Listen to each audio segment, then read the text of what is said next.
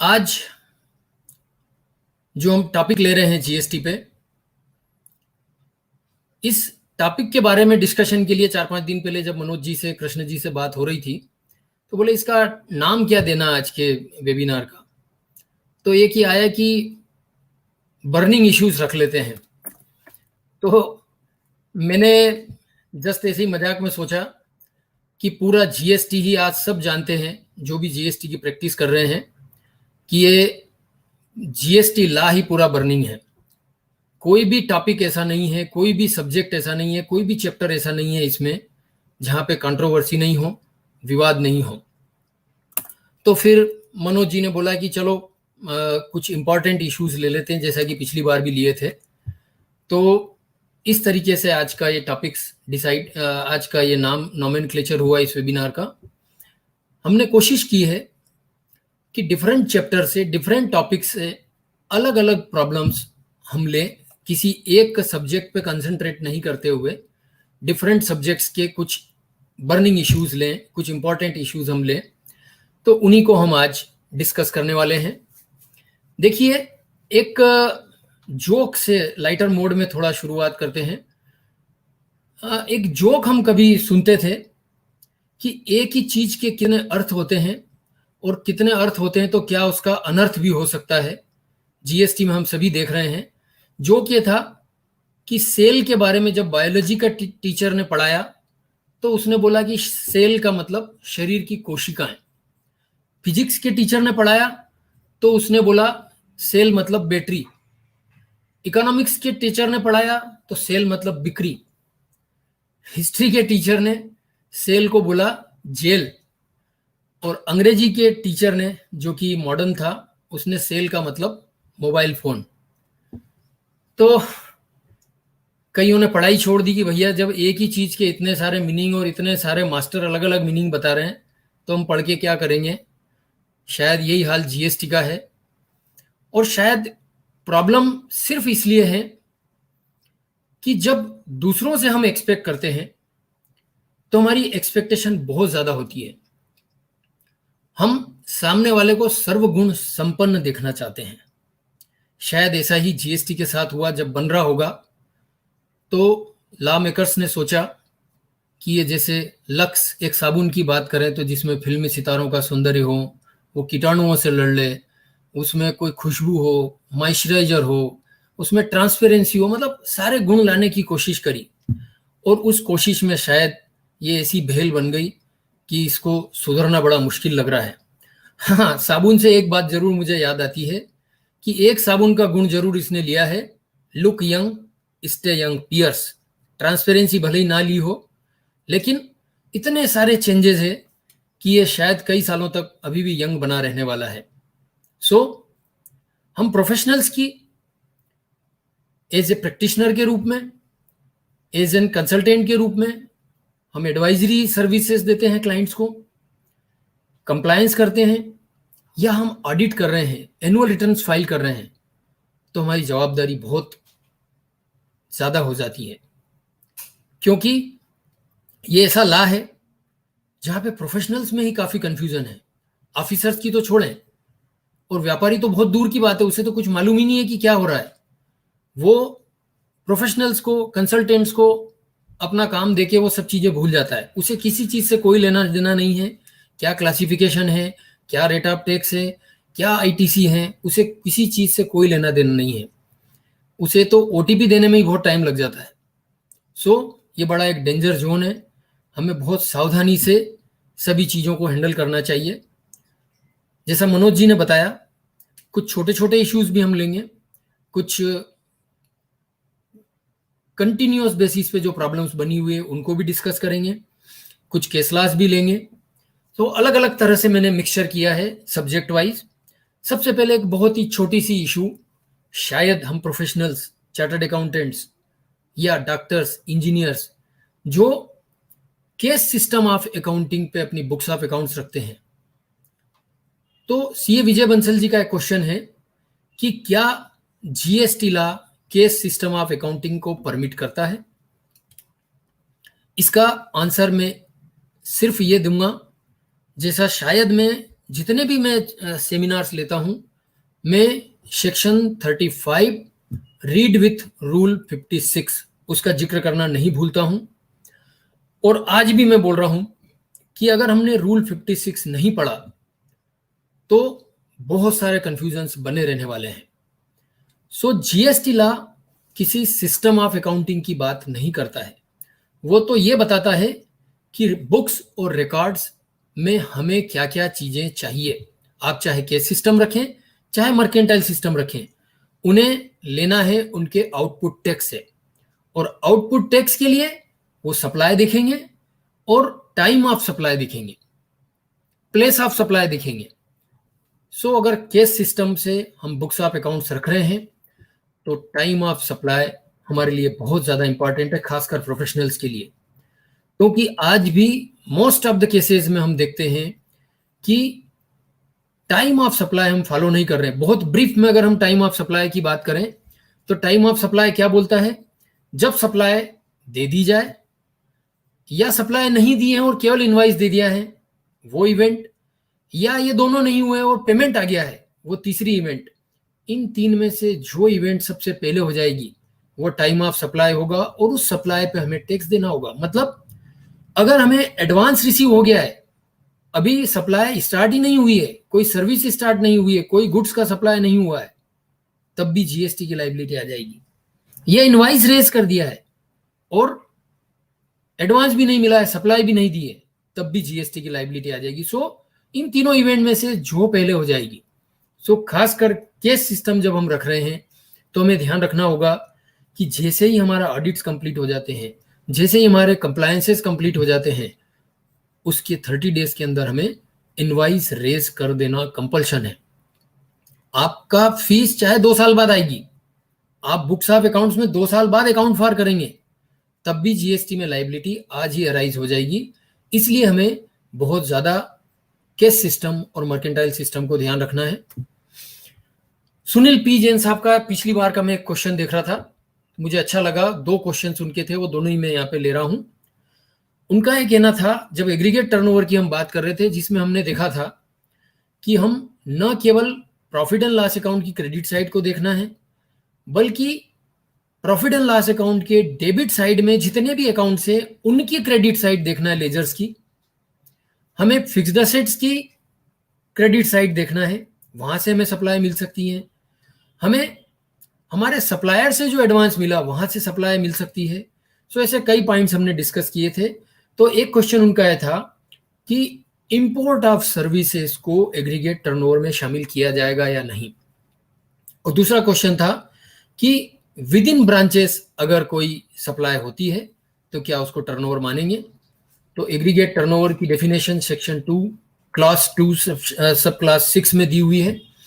वापस मैं उसको डिटेल में नहीं लूंगा, लेकिन उसके मेन 4 कंपोनेंट्स हमें ध्यान रखना है कि aggregate value of all supplies which may be taxable, exempt, export और इंटर स्टेट सप्लाई, वो सभी पैन इंडिया बेसिस पे एटीओ में शामिल होगी। तो यहां पर कहीं भी इनवर्ड सप्लाई की बात नहीं कही गई है, जैसा इंपोर्ट ऑफ सर्विसेज के लिए क्वेश्चन था। तो जब इसी डेफिनेशन के हम एक्सक्लूजन पार्ट पे आएंगे तो वहां हमें ये क्लियर हो जाएगा इसका आंसर कि it excludes CGST, SGST, IGST and inward supply on which tax is payable by person under reverse charge. So import of services पे जो रिवर्स चार्ज में हम टैक्स पे करते हैं, ऐसी सर्विसेज को एटीओ में शामिल नहीं करना है। सेकंड जो क्वेश्चन था उसका आंसर इस तरीके से रहेगा कि ट्रांसफर्स विद इन ब्रांचेस अगर वो सेम जीएसटी के अंदर है तो वो सप्लाई नहीं है, वो केवल डिलीवरी चालान से गुड्स का मूवमेंट होता है, तो वो एग्रीगेट टर्नओवर का पार्ट नहीं होगा। लेकिन अगर गुड्स का मूवमेंट, सर्विसेज का मूवमेंट, सप्लाई अगर डिस्टिंक्ट पर्संस के बीच में है, डिस्टिंक्ट पर्संस जैसा हमने पिछली बार भी डिस्कस किया था, बहुत डिटेल में डिफिनेशन में ना भी जाएं तो बहुत सिंपल तरीके से हम ऐसे याद रख सकते हैं कि सेम पेन पे अगर डिफरेंट जीएसटी है, जिसमें डिफरेंट, चाहे वो सेम स्टेट में हो सकता है या डिफरेंट स्टेट में हो सकता है। So different GST with same PAN, वो डिस्टिंक्ट पर्सन होगा। Distinct person means different person नहीं, बल्कि एक ही पर्सन, एक ही पेन का दूसरा जीएसटी डिस्टिंक्ट पर्सन होगा। तो अगर डिस्टिंक्ट पर्सन्स के बीच में सप्लाई है तो वो डेफिनेटली एग्रीगेट टर्नओवर का पार्ट होगी। जैसा कि हमने पहले भी डिस्कस किया था कि स्टॉक ट्रांसफर दो डिस्टिंक्ट पर्सन्स के बीच में है या एक हेड ऑफिस ब्रांचेस को सर्विसेज दे रहा है, तो वो सभी डिस्टिंक्ट पर्सन में कवर होंगे। अब एक केस स्टडी लेते हैं, बहुत ही छोटी सी केस स्टडी है, लेकिन एक एडवांस रूलिंग ने इसमें और काफी कंफ्यूजन पैदा कर दिए हैं। क्वेरी ये है सतीश पटेल जी की, वो ये जानना चाह रहे हैं कि उनकी इंटरेस्ट की रिसिप्ट 10 लाख है कमर्शियल प्रॉपर्टी से, रेसिडेंशियल प्रॉपर्टी से 5 लाख है, 5 लाख का उनका एफडीआर का इंटरेस्ट है, 5 लाख का उनका पीपीएफ का इंटरेस्ट है। तो क्या ये सब एग्रीगेट टर्नओवर का पार्ट होंगे? अगर ये पार्ट होंगे तो डेफिनेटली उनका एग्रीगेट टर्नओवर 20 लाख क्रॉस हो गया है और सेक्शन 22 में उनकी रजिस्ट्रेशन की लायबिलिटी आती है। और जैसा कि सवाई मनोहरलाल राठी के केस में गुजरात AAR ने अपना डिसीजन पॉजिटिव वे में दिया है कि yes, these all interest on PPF, saving bank, fixed deposits और इवन पर्सनल लोन्स जो एक पर्सन दूसरे पर्सन को दे रहा है वो भी सप्लाई का पार्ट होंगे। अब ये फिर से डिस्प्यूट का क्वेश्चन मुझे तो लगता है, जैसा मनोज जी बोल रहे थे कि कई सारे क्वेश्चंस में यस नो लगता है, तो मेरे ओपिनियन में ये सारे जो कंपोनेंट अभी हम बात कर रहे हैं ये एग्रीगेट टर्नओवर का पार्ट नहीं होना चाहिए। क्यों? इसके लिए हम आते हैं एग्जेम्प्ट सप्लाई पे।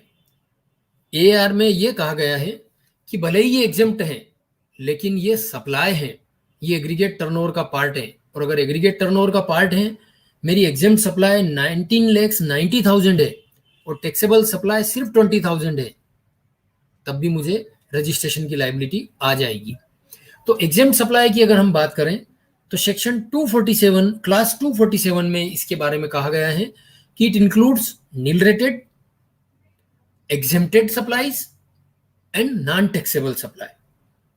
लेकिन इसमें नो सप्लाई शामिल नहीं है। जो शेड्यूल 3 में है या शेड्यूल 3 में नहीं होते हुए भी अगर वो सप्लाई ही नहीं है तो डेफिनेटली वो एग्जेम्प्ट सप्लाई भी नहीं होगी और एग्रीगेट टर्नओवर का पार्ट भी नहीं होगा।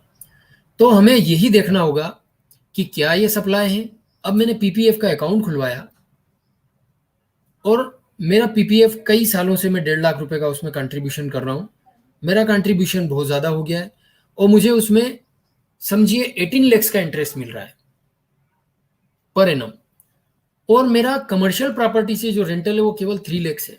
तो अगर उसको एग्रीगेट टर्नओवर में मैं इंक्लूड करता हूं तो मुझे रजिस्ट्रेशन की लायबिलिटी है। बात ये नहीं है कि एग्जेम्प्टेड सप्लाई ज्यादा है और मुझे रजिस्ट्रेशन क्यों लेना है। बात यह है कि क्या PPF interest is my supply. मैंने बैंक में पीपीएफ का अकाउंट खुलवाया, क्या जो सप्लाई का मेन कंपोनेंट है weather it is in the course और फर्दरेंस ऑफ बिजनेस, क्या पीपीएफ का अकाउंट खुलवाना मेरा बिजनेस है या बैंक को पीपीएफ के रूप में मैं जो पैसा जमा कर रहा हूं वो मेरा बिजनेस है? Definitely no.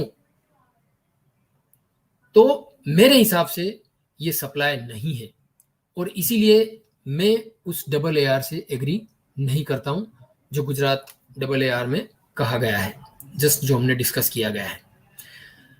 गुजरात AAR ने इसमें मेन प्ली ये लिया था कि interest entry number 27A notification number 12/2017 में एक एग्जेम्प्ट सप्लाई है, लेकिन वो किस कॉन्टेक्स्ट में है? एक बैंक, एक कोऑपरेटिव सोसाइटी, एक कोऑपरेटिव बैंक जो जिसका बिजनेस ही लोन देना है उसके लिए ये बिजनेस रिसिप्ट है, उसके लिए ये सप्लाई है, चाहे एग्जेम्प्ट है। लेकिन एक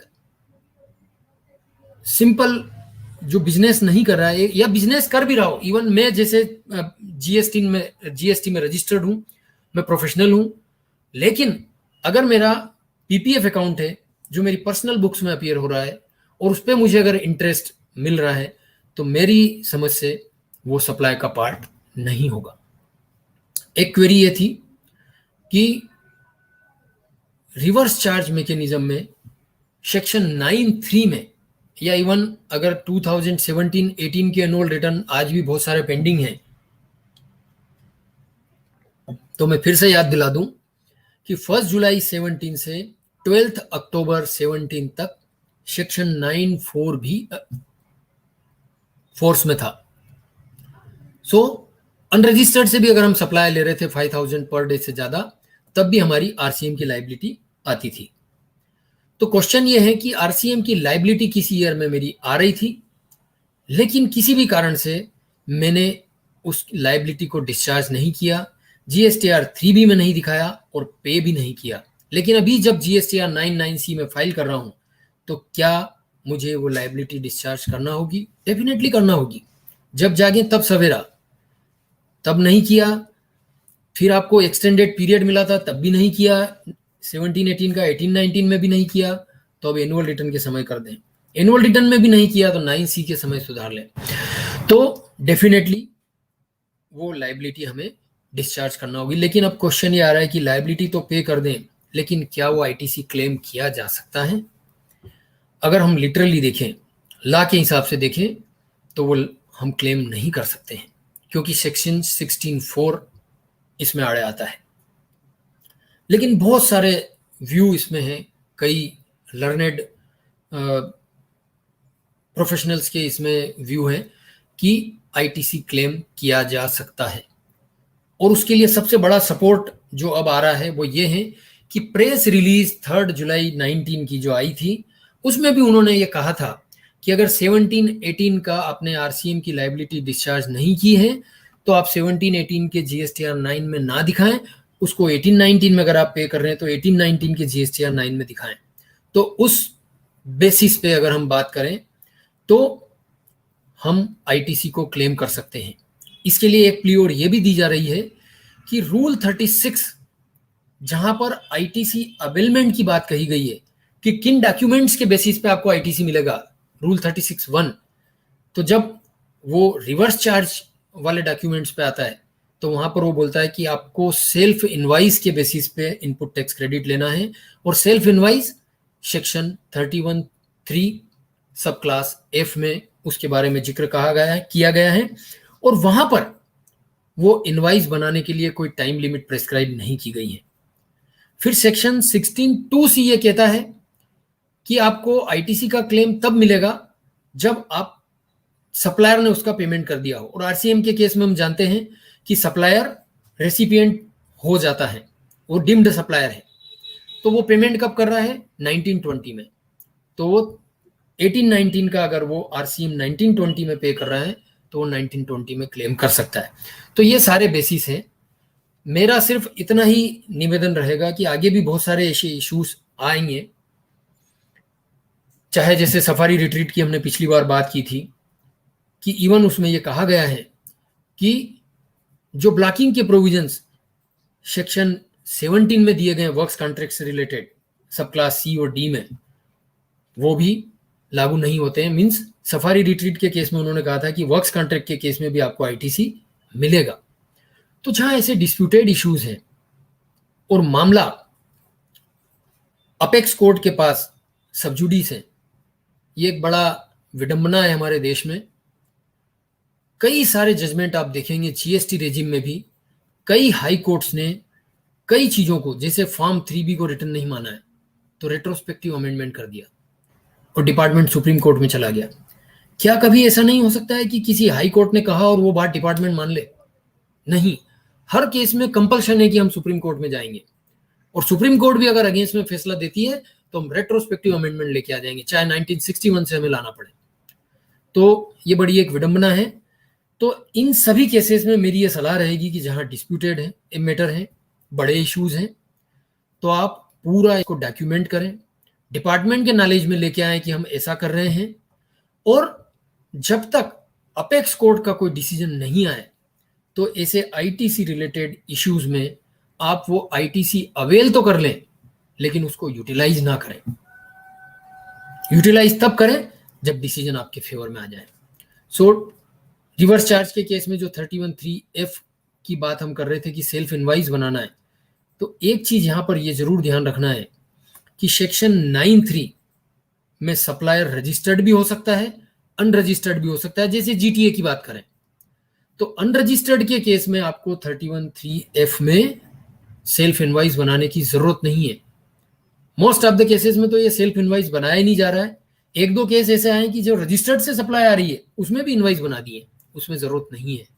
तो अगर रजिस्टर्ड से आपकी सप्लाई है तब तो जो भी हमने पिछली स्लाइड्स में डिस्कस किया है वो आरसीएम का बेनिफिट फिर आपको नहीं मिल पाएगा। उस प्ली पे, रूल 36 की प्ली पे, प्रेस रिलीज की प्ली पे आपको मिलेगा। क्यों? क्योंकि 31(3) केवल अनरजिस्टर्ड सप्लायर के बारे में सेल्फ इनवाइस की बात कर रहा है।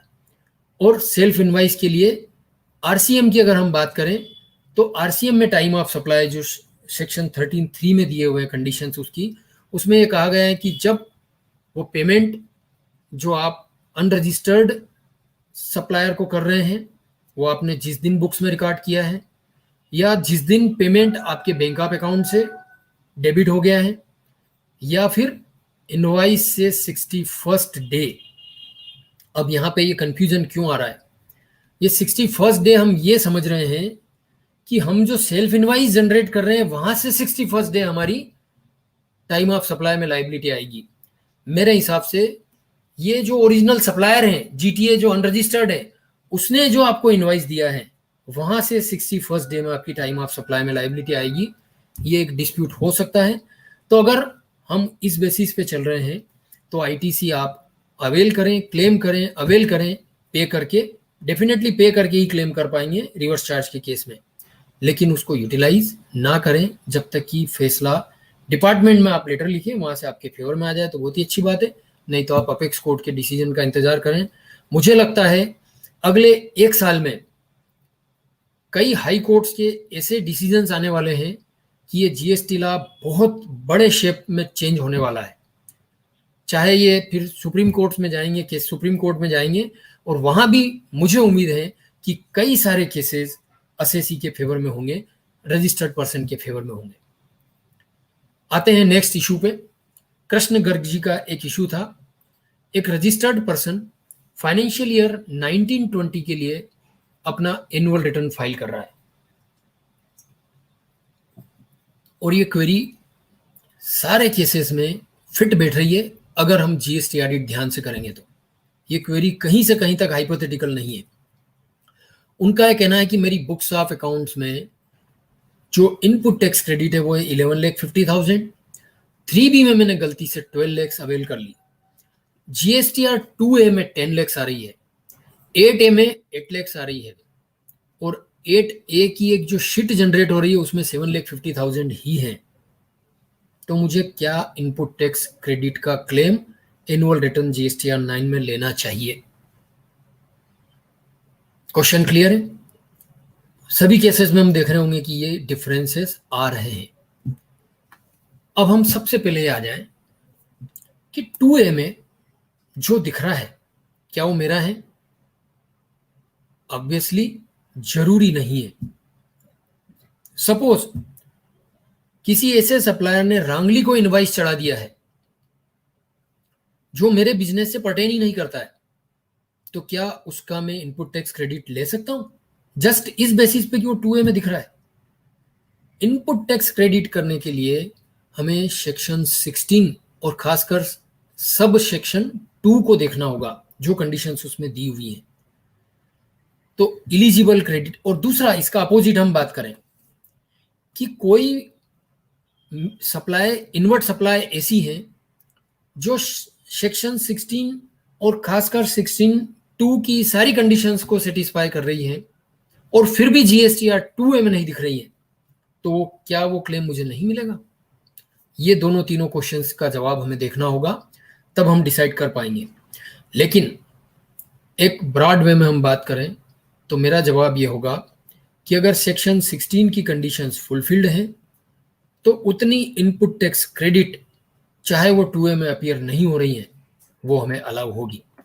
तो यहां पर हम बात करें कि 2A में 10 lakhs दिख रही है और वो 10 lakhs पूरी की पूरी एलिजिबल क्रेडिट है, तो मुझे 10 lakhs अलाउ होगी, चाहे टेबल 8A में 8 lakhs आ रही है, चाहे बुक्स में 1150 आ रही है या फिर 3B में कुछ और फिगर आ रहा है।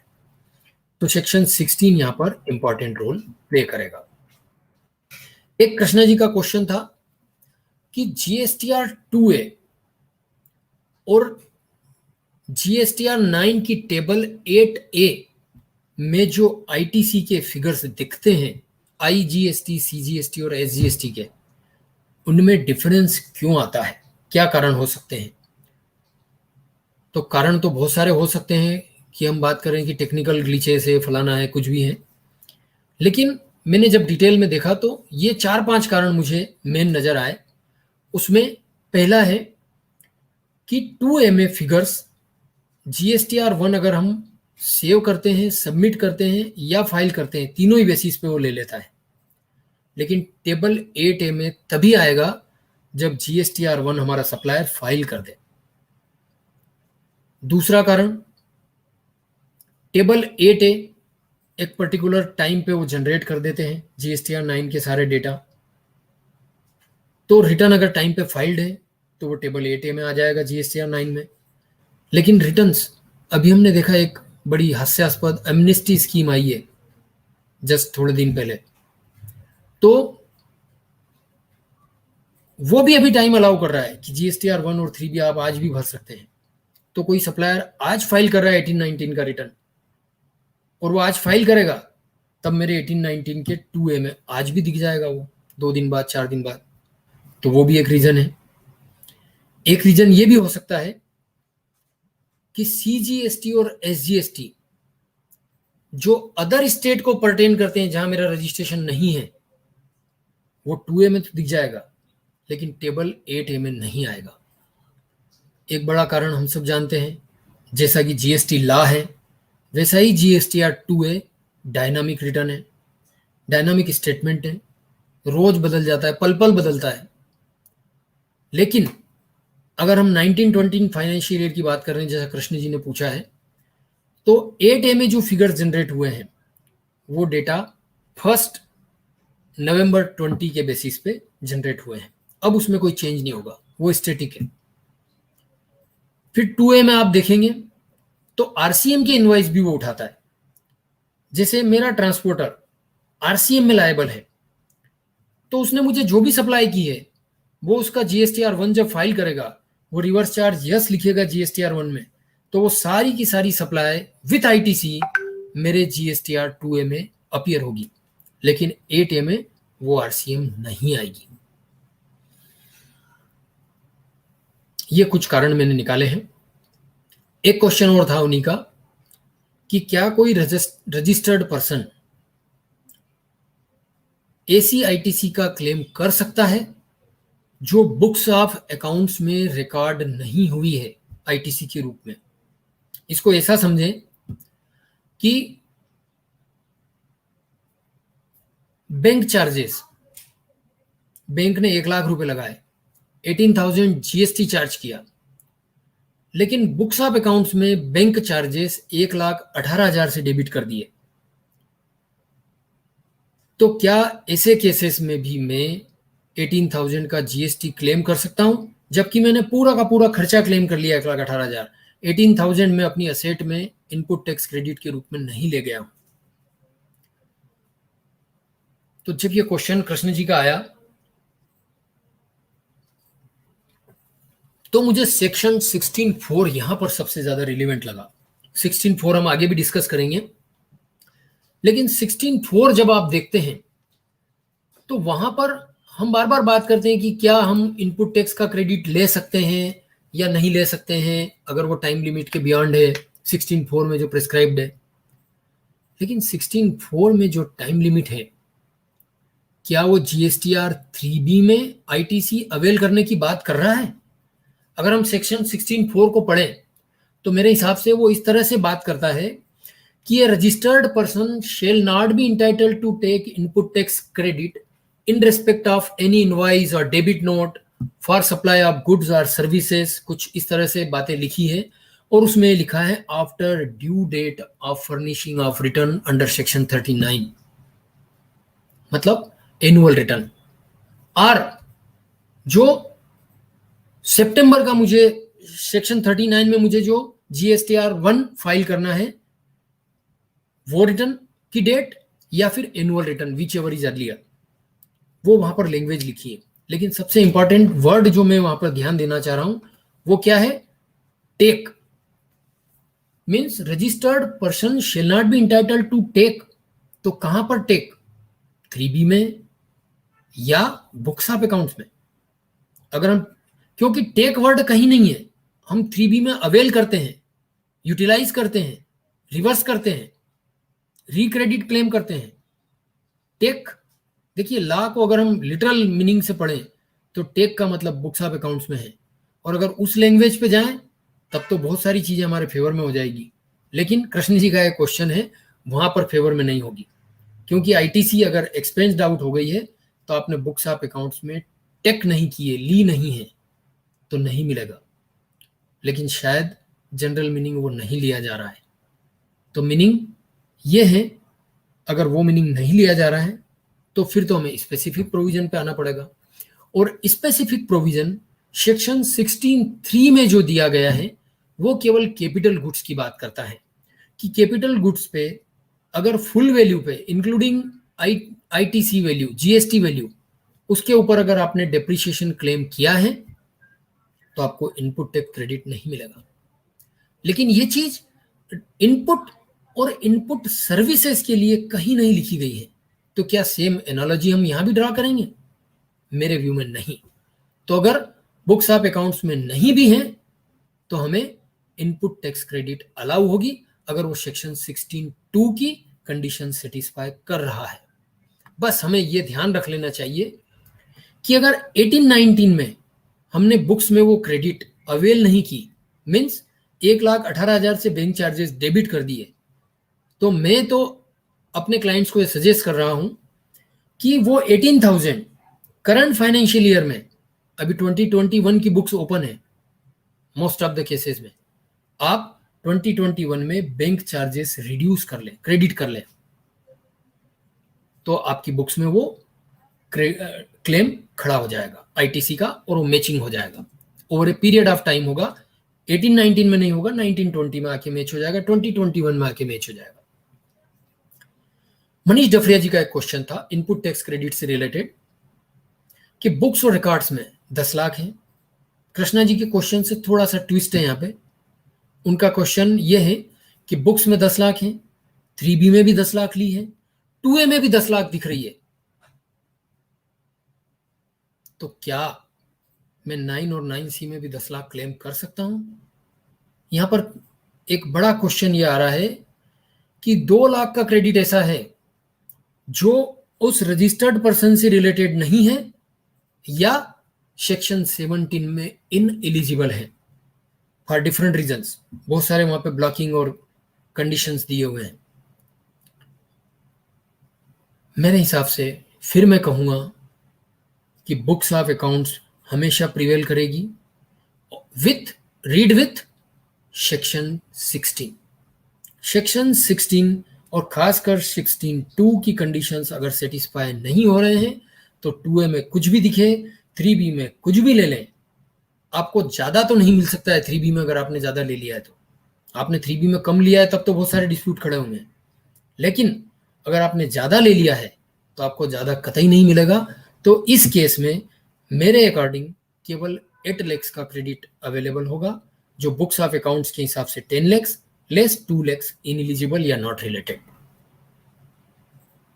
टेबल 8D में भी आप देखेंगे तो वो अनरिलेटेड क्रेडिट की बात करता है, 8E में इनएलिजिबल की बात करता है। तो ऐसा नहीं है कि 2A में दिख रहा है टेबल 8A में दिख रहा है तो हम क्लेम ले लें। यहां पर मुझे पता नहीं क्यों लगता है कि एक सेक्शन, जैसा मैंने अभी बताया था कि रूल 56 का मैं हमेशा जिक्र करता हूं, एक सेक्शन मुझे बार बार याद आता है, सेक्शन 122 और 132 की जो फर्स्ट 4 कंडीशंस हैं सब सेक्शन 1 में, सब सेक्शन 1 में ABCD जो 4 कंडीशंस दी हुई है वो बहुत इंपॉर्टेंट है।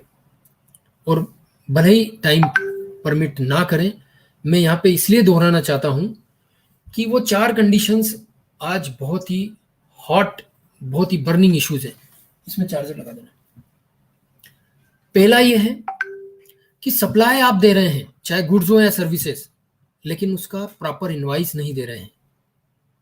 आप इनवाइस दे रहे हैं दूसरी कंडीशन, लेकिन सप्लाई नहीं दे रहे हैं। कई केस में ऐसा हो रहा है। आप गलत इनपुट टैक्स का क्रेडिट क्लेम कर रहे हैं, रॉन्ग अवेल कर रहे हैं, या इनपुट टैक्स का क्लेम आप लॉ के अगेंस्ट ले रहे हैं, बियॉन्ड टाइम लिमिट्स ले रहे हैं। और फोर्थ कंडीशन है कि आपने जीएसटी जो कलेक्ट किया है वो विद इन 3 मंथ्स उसका आप पेमेंट नहीं कर रहे हैं। तो हम ये बात करेंगे कि एज एन ऑडिटर 9C में मुझे इन सब चीज़ों से कुछ लेना देना है क्या? मुझे तो केवल 9 और बुक्स ऑफ अकाउंट्स को रिकनसाइल करना है। मुझे क्या करना है 132 से? लेकिन नहीं, जब 132 आप उसका स्टार्टिंग लाइन पढ़ेंगे, केवल 2-4 शब्द हैं उसके, whosoever commits। whosoever का मतलब वहां ये नहीं लिखा है कि if registered person commits. whosoever में सभी पर्सन्स जो उससे रिलेटेड है। तो अगर आप 9C साइन कर रहे हैं तो आप भी रिलेटेड हैं अगर कोई फेक क्रेडिट है। और 9C में आपने भी उसको सर्टिफाई किया है। देखिए 9C केवल रिकंसिलेशन नहीं है। रिकंसिलेशन एक पार्ट है, दूसरा पार्ट बहुत ज्यादा इंपॉर्टेंट है। मैं समझता हूं इस साल जैसा हमने किया है, पिछले साल तक हमने कोशिश की थी, नहीं कर पाए थे, फर्स्ट ईयर में तो बिल्कुल नहीं कर पाए थे। इस साल हमने कोशिश की है कि GSTR 9 और 9C में रिकंसिलेशन में डिफरेंस आए ही नहीं, सब जीरो हो। तो 9C भरने में मुझे लगता है मैक्सिमम 5 मिनट्स लगते हैं। लेकिन 9C का जो दूसरा पार्ट है उसको ध्यान में रखते हुए मुझे GSTR 9 पे जो मैं फोकस कर रहा हूं, उस 9 में मुझे 1 दिन 2 दिन 10 दिन नहीं, 2 महीने भी लग गए। अभी तक नहीं आए कई लोग तो जो गए हैं पिछले मार्च में। एक लॉकडाउन और आ गया है, आज तक भी नहीं आया वो, क्योंकि हेवी लाइबिलिटी आ रही है। तो ये 122 और 132 में आप भी कवर हो सकते हैं। स्पेशली अभी आप देखेंगे नए प्रोविजन जो आए हैं, सेक्शन 83 में प्रोविजनल अटैचमेंट की बात की है। तो आप ये ना समझें कि केवल रजिस्टर्ड पर्सन की प्रॉपर्टी ही अटैच हो सकती है। यहां पर जो वर्ड यूज किए गए हैं, स्कोप भी वाइडन हुआ है। अभी assessment, inspection, search, seizure, demand, recovery, सारी प्रोसीडिंग्स इसमें कवर की गई हैं। और इसका स्कोप वाइडन करते हुए केवल टैक्सेबल पर्सन, यहां ध्यान रखिएगा रजिस्टर्ड पर्सन वर्ड यूज नहीं है। एक रजिस्टर्ड पर्सन टैक्सेबल होगा ये डेफिनेट है, लेकिन एक टैक्सेबल पर्सन अनरजिस्टर्ड हो सकता है। तो यहां पर टैक्सेबल पर्सन लिया वर्ड, लेकिन इसके साथ साथ आर एनी पर्सन लिखा है। तो एनी पर्सन में डेफिनेटली प्रोफेशनल्स भी कवर हैं अगर वो इन 4 ऑफेंस में इंडल्ज हैं। नेक्स्ट क्वेरी पे आते हैं। CS स्वप्निल जैन ये पूछ रहे हैं कि क्या GSTR 1 और 3B जिसकी डेट ये बार बार बढ़ा रहे हैं, एमनेस्टी स्कीम 1, 2, 3, 4 बार लेके आ गए हैं, तो क्या उसको मैं रिवाइज कर सकता हूं? काश ऐसा होता। इनकम टैक्स में हो रहा है, सब जगह हो रहा है, तो यहां क्यों नहीं हो सकता है? लेकिन नहीं, यहां पर रिवीजन के नाम पे पता नहीं, रिवाइज करने के नाम पे पता नहीं क्यों ऐसा भय कि रिवाइज की आप बात नहीं करेंगे, बाकी कुछ भी कर देंगे। और उस कुछ भी करने के चक्कर में कुछ भी करते जा रहे हैं हम 4 सालों से। आप सोचें कि 4 साल में भी लॉ सेटल नहीं हो पाया। कृष्ण जी बता रहे थे 4 साल होने आए हैं, 4 साल में हम बल्कि 4 गुना कंफ्यूजन पैदा हो गए हैं। कई बार तो मजाक में हम बात करते हैं कि पिछले 4 साल में अगर GST काउंसिल मीटिंग्स नहीं होती तो शायद GST लॉ बहुत अच्छा हो गया होता। तो GSTR 3B या 1 फाइल करते समय कोई मिस्टेक्स हुई हैं तो उनको आप सिर्फ अमेंड कर सकते हैं टू द एक्सटेंट पॉसिबल, क्योंकि अमेंडमेंट आप पूरा नहीं कर सकते हैं, खासकर 3B में। अगर मैंने टर्नओवर 10 लाख की जगह 10 करोड़ दिखा दिया, कब तक अमेंड करता रहूंगा मैं? हो सकता है अगले 10 साल तक अमेंड नहीं कर सकता हो, और अमेंड करने का टाइम तो केवल सितंबर है मुझे। तो रिवाइज नहीं किया जा सकता है, केवल अमेंड कर सकते हैं, वो भी सेक्शन 16(4) में जो टाइम लिमिट्स प्रिस्क्राइब है वहीं तक हम कर सकते हैं। एक आध एग्जाम्पल से भी अगर समझना चाहे तो मैंने यहाँ पर लिए हैं कि 2 तरह की मिस्टेक्स मेनली हो सकती है कि टैक्सेबल वैल्यू 10 लाख दिखा दी 1 लाख की जगह, 1 जीरो ज्यादा लगा दिया। 10 लाख की जगह 1 करोड़ भी दिखा दिए, कई जगह ऐसा भी हुआ है। बल्कि एक केस तो ऐसा शायद हाई कोर्ट तक गया कि 500 करोड़ दिखा दिया गलती से। या आईटीसी के केस में हो सकता है कि आईटीसी 1 लाख लेना था लेकिन मैंने 10 लाख अवेल कर लिया।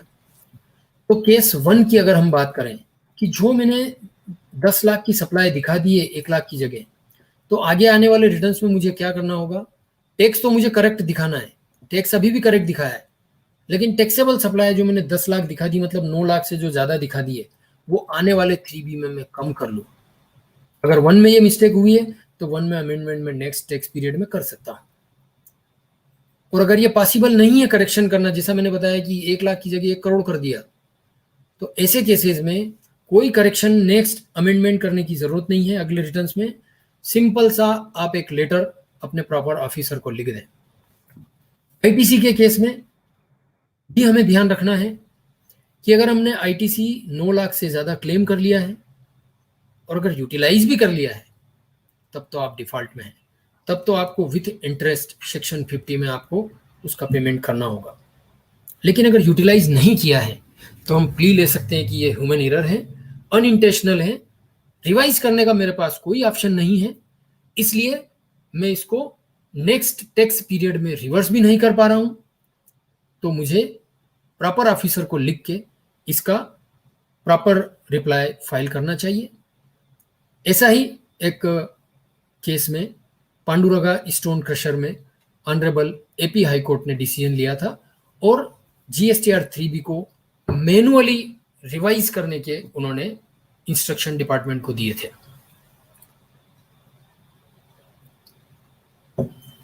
कुछ क्वेश्चंस और अभी रिटर्न से रिलेटेड हम लेते हैं, फिर इनपुट टैक्स क्रेडिट पे आते हैं। कृष्ण गर्ग जी का एक क्वेश्चन और था कि आईजीएसटी का इनपुट टैक्स क्रेडिट एक रजिस्टर्ड पर्सन को अवेलेबल था, लेकिन उसने जीएसटीआर 3B में गलती से उसको सीजीएसटी और एसजीएसटी में अवेल कर लिया और ये 17-18 फाइनेंशियल ईयर से रिलेटेड है। तो रजिस्टर्ड पर्सन के पास में क्या कोर्स ऑफ एक्शन है? आईजीएसटी का क्लेम सेक्शन 16(4) में आज वो कैसे कर सकता है 21-22 में, और जो सीजीएसटी एसजीएसटी का क्लेम गलत ले लिया उसको किस तरह से रिवर्स कर सकता है? यहां भी हम फिर बात करें, लिटरली बात करें तो यहां पर दोहरी मुसीबत है। जो 100 रुपीज का आईजीएसटी का क्लेम आपने नहीं लिया है वो सेक्शन 16(4) की कंडीशन के कारण आज आप ले नहीं सकते हैं। और आप बोलेंगे कि आज मैं विथ इंटरेस्ट पे कर देता हूं और जो सीजीएसटी और एसजीएसटी मैंने गलत अवेल कर लिया है वो पे करके मैं आईजीएसटी का रिफंड ले लूं, वो भी पॉसिबल नहीं है। तो ऐसे केसेस में क्या देखना चाहिए हमें? सबसे पहले तो हम कभी भी आईटीसी का इस तरह का मिसमैच है, गलती है, तो हमें क्या करना चाहिए? नेक्स्ट टैक्स पीरियड में अप टू सितंबर जो रिटर्न हम फाइल कर रहे हैं 3B, up to September of next financial year, वहां तक भी हम इसको करेक्ट कर सकते हैं। कंडीशन एक ही है कि नेक्स्ट फाइनेंशियल ईयर में अप्रैल से लेकर सितंबर तक उतना इनपुट टैक्स क्रेडिट प्लस होना चाहिए जो क्लेम आप पिछले साल में नहीं ले पाए थे। जैसे हमारे केस में हम बात करें तो मैंने इसको एक एग्जाम्पल के रूप में बनाया है कि input tax credit tax invoice और 2A में 100 रुपीज हमें अवेलेबल था आईजीएसटी के रूप में। 3B में गलती से हमने 50-50 सीजीएसटी और एसजीएसटी ले लिया, लेकिन 18-19 के 3B में हमने करेक्शन कर दिया। और करेक्शन क्या किया? 18-19 का हमारा जो भी क्लेम था उसमें आईजीएसटी में 100 प्लस कर लिया और सीजीएसटी और एसजीएसटी में -50 कर दिया। तब तो हमें कहीं से कहीं तक दिक्कत नहीं है।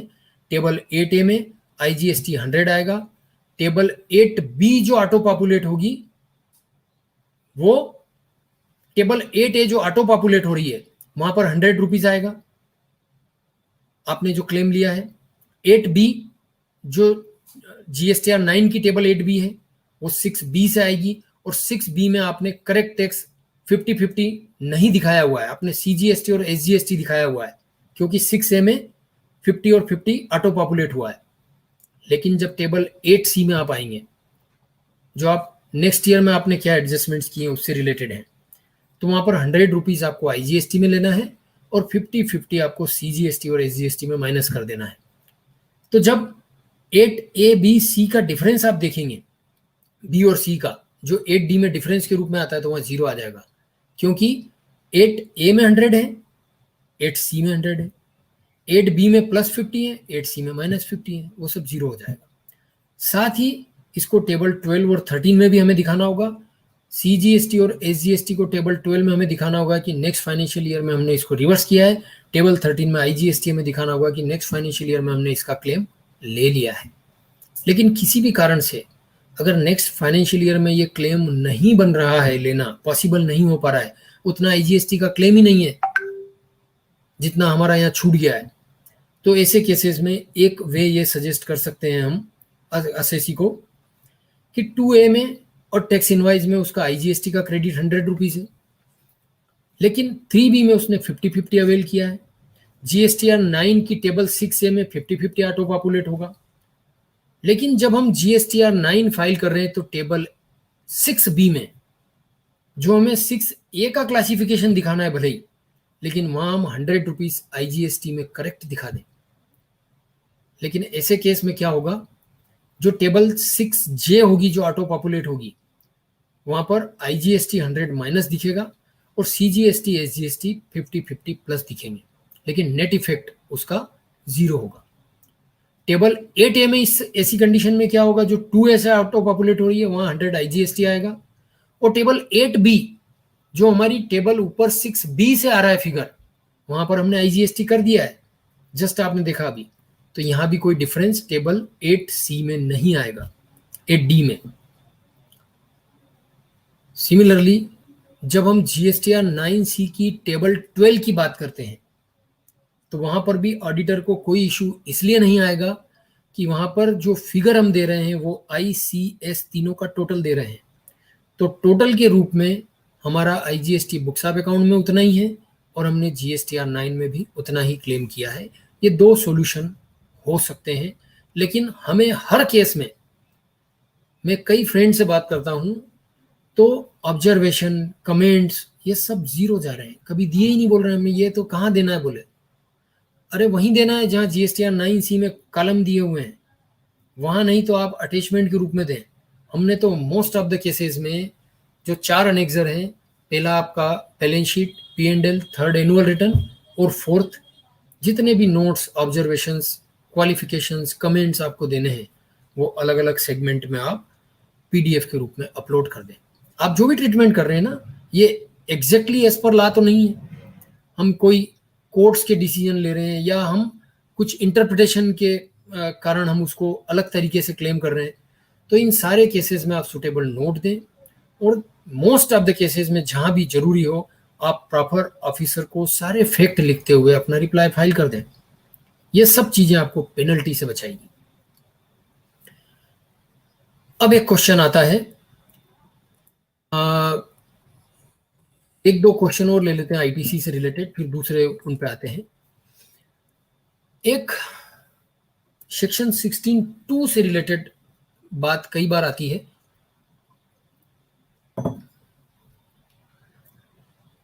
जो चाहे कोविड हो या ना हो। क्वेश्चन विष्णु अग्रवाल जी का यह है कि ऑफिस के लिए उन्होंने 10 लाख रुपए का फर्नीचर पिछली मार्च में खरीदा, 1 अप्रैल 20 में खरीदा, उस पर 1,80,000 का इनपुट टैक्स क्रेडिट था। इनपुट टैक्स क्रेडिट अवेल कर लिया अप्रैल में ही, अप्रैल 20 में, लेकिन किसी भी कारण से, कोविड के कारण से या और कोई कारण से, वो आज तक भी पेमेंट नहीं कर पाए हैं, तो उन्हें क्या करना है? क्या कुछ रिवर्सल करना होगा, या ये समझो यही सिचुएशन 18, 19, 19, 20 से रिलेटेड है, तो GSTR 9(9)C में मुझे क्या स्टैंड लेना है? तो इसके लिए हमें सबसे पहले प्रोविजन को ब्रीफ में देखना होगा, तब इसका रिप्लाई बहुत आसान हो जाएगा।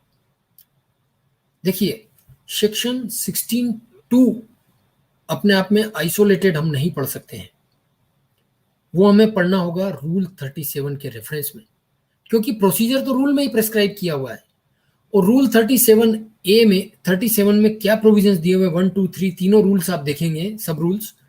तो 37(1) ये बोलता है कि ऐसे केसेस में जहां पर पेमेंट 180 डेज में नहीं होता है सप्लायर को, तो रेसिपिएंट क्या करेगा, ऐसी सप्लाई की डिटेल GSTR 2 में फर्निश करेगा। फिर रूल 37(2) बोलता है कि 37(1) में जो भी हमने अभी बात कही है ना 2A में फर्निश करने की, वो फर्निश करने के बाद जो 2A में अमाउंट आपने ऐसा फर्निश किया है, वो अमाउंट आप आउटपुट टैक्स लायबिलिटी के रूप में अपना उस मंथ में दिखाएंगे जिस महीने में GSTR 2 फाइल कर रहे हैं। कहां दिखाऊंगा? डेफिनेटली GSTR 3 में। और 37(3) वापस इसी बात को फिर से हमारी पुष्टि कर रहा है कि इंटरेस्ट लायबिलिटी उसको लिंक किया है 37(2) से, कि जिस महीने में आपने 37(1) में GSTR 2 में दिखाया है, उस महीने में आपको आउटपुट टैक्स लायबिलिटी में अपने आउटवर्ड सप्लाई आउटपुट टैक्स में जोड़ना है। और जिस महीने में आप जोड़ रहे हैं from the date of invoice, उस डेट तक उतने पीरियड का आपको इंटरेस्ट सेक्शन 50 के हिसाब से पे करना है। ये तीनों रूल जब आप देखेंगे तो मुझे लगता है कि 16(2) की कोई वैल्यू नहीं है। मीन्स 180 डेज का कोई मतलब नहीं है। हालांकि ये अपने आप में बहुत बड़ा काम होता अगर 1 2 3 मीन्स पूरी कुंडली मैचिंग और शादी बड़ी धूम धड़ाके से होती, कोविड जैसी नहीं होती, तो बहुत खर्चा आना था, बहुत मुश्किल होना थी। क्यों? 180 डेज अगर मेरे 100 200 500 1000 कस्टमर्स हैं, कैसे ट्रैक रखूंगा मैं? डेली हर महीने मुझे देखना होगा। एनीवे, वो पोजीशन है नहीं।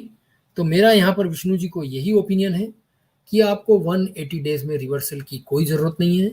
और मैं आपको सभी के सामने मैं ये कहना चाहता हूँ कि मैंने सिंगल केस में केवल एक केस में हमने 17-18 में रिवर्स किया था। अदरवाइज आज तक हमने किसी केस में 16(2) का हमने रिवर्सल नहीं किया है, रिक्लेम नहीं किया है। और GSTR 9C में जो ऑब्जर्वेशन हम दे रहे हैं उसमें हम डिटेल में एक नोट सब केसेस में हम लगा रहे हैं, और मुझे लगता है कि कहीं भी इसमें दिक्कत नहीं आने वाली है। बर्निंग ट्रेन की हम बात कर रहे थे, तो बर्निंग ट्रेन का वो डिब्बा जहां सबसे ज्यादा आग लगी हुई है, उस डिब्बे में हम अभी चढ़ गए हैं। देवेन पुनासिया जी पूछ रहे हैं कि रूल 36(4) में इनपुट टैक्स क्रेडिट को जो क्लेम करने की बात कही गई है, और ये जो नए नए फॉर्म 2A 2B का अवतरण हो रहा है, क्या उसके बेसिस पे मुझे ITC लेना होगा? क्या करना होगा मुझे? बुक्स ऑफ अकाउंट्स में 25 लाख का किसी पर्टिकुलर टैक्स पीरियड में इनपुट टैक्स क्रेडिट आ रहा है, लेकिन 2B ये डायनामिक नहीं है, ये स्टैटिक है, ये किसी पर्टिकुलर डेट पे खत्म हो जाता है बन के, उसमें 15 लाख आ रहा है। GSTR 2A में 20 लाख आ रहा है, क्योंकि वो डायनामिक है, रोज बदल रहा है। जब रिटर्न फाइल कर रहा हूं तब 20 लाख आ रहा है, तो मैं 3B में क्या क्लेम करूं? तो इसके पहले प्रोविजंस को हम ब्रीफ में देखें तो हमें समझ में आएगा। मुझे अच्छे से याद है जब 36(4) रूल्स आए थे ये नवंबर 19 में, तब TPA में ही मैंने सबसे पहला इसके ऊपर अपना प्रेजेंटेशन दिया था। तब मेरे दिमाग में पता नहीं क्यों ये बात आई थी कि पिताजी नहीं है और ये बच्चा कहां से आ गया। एक्ट में कोई प्रोविजन नहीं है इस तरह का, और रूल 36(4) में रिस्ट्रिक्शन लेकर आए हैं। और उसके पीछे कुछ जगह अगर बात होती है तो तर्क ये होता है कि ये सेक्शन 16(1) से गवर्न होता है, रूल 36(4), वो भी हम देखते हैं। लेकिन इस 36(4) में इटसेल्फ क्या मजाक चल रही है? मतलब 20%, 9 अक्टूबर को ये प्रोविजन लेकर आते हैं कि हम 20% एडिशनल ITC आपको देंगे। मैं बहुत डिटेल में नहीं जा रहा हूँ 20% किसका होगा। फिर 1 जनवरी 20 को 10% कर दिया, फिर 21 को 5% कर दिया। मतलब कुछ भी कर सकते हैं। अभी 99% भी कर दिया कुछ केसेस में, उल्टा भी कर दिया है कि 1% तो कैश में भरना पड़ेगा, 1% तो छोड़ना पड़ेगा आपको। तो कुछ भी किया जा सकता है, कुछ भी किया जा सके। लेकिन मेरा हमेशा मानना है कि मैंने भले ही कॉन्स्टिट्यूशन नहीं पढ़ा है, हमारे कोर्स में कभी रहा नहीं, लेकिन थोड़ा बहुत ये जीएसटी आने के बाद जब तब पढ़ा है, तो मैं ये तो इतना तो पक्का मैं कह सकता हूं कि कॉन्स्टिट्यूशन के ऊपर एक्ट नहीं हो सकता है, एक्ट के ऊपर रूल्स नहीं हो सकते हैं, रूल्स के ऊपर नोटिफिकेशन नहीं हो सकते हैं। तो पता नहीं ये कहाँ से ये सब चीजें आ जाती है, लेकिन ये सब आ रही है। बात ये आ रही है कि सेक्शन 16 बात करता है eligibility and condition for taking input tax credit. तो वो पूरी बात करता है कि every registered person shall be entitled to take input tax credit on any supply to him which is used और intended to be used in the course और furtherance of the business. वो सारी बात कही गई है। तो जो पहला तर्क डिपार्टमेंट ये दे रहा है कि रूल 36(4) सेक्शन 16 से गवर्न हो रहा है। मैं कह रहा हूं कि अगर सेक्शन 16 से गवर्न हो रहा है जो अभी तक आप बोल रहे हैं, तो पहला इसमें तर्क हमारा ये होना चाहिए, कभी भी कोई नोटिस आते हैं तो, कि क्या डेलीगेटेड लेजिस्लेशन जो रूल 36(4) डेलीगेटेड है, हालांकि डेलीगेशन कहीं से हुआ नहीं है, लेकिन वो बोल रहे हैं डेलीगेटेड है 16(1) से, तो क्या वहां पर 16 के ऊपर से रिस्ट्रिक्शन हो सकते हैं? मींस डेलीगेटेड क्या सब्सटेंटिव रिस्ट्रिक्शन लगा सकता है? सेक्शन 16 में जस्ट अभी मैंने पढ़ा है कि एनी सप्लाई की बात कर रहा है वो, input tax credit shall be entitled to input tax credit on any supply made to him. तो फिर यहां पर आप रिस्ट्रिक्शन कैसे लेके आ सकते हैं, वो भी 20, 10, 5, कुछ भी मन से। ये 20 का फिगर कहां से आ गया? फिर दूसरा हमारा तर्क होना चाहिए कि रूल सेक्शन 43A जो हम समझ रहे हैं कि वहां से ये सेक्शन रूल 36(4) गवर्न होता है, वो आज तक इफेक्टिव नहीं हुआ है। क्यों नहीं हुआ है?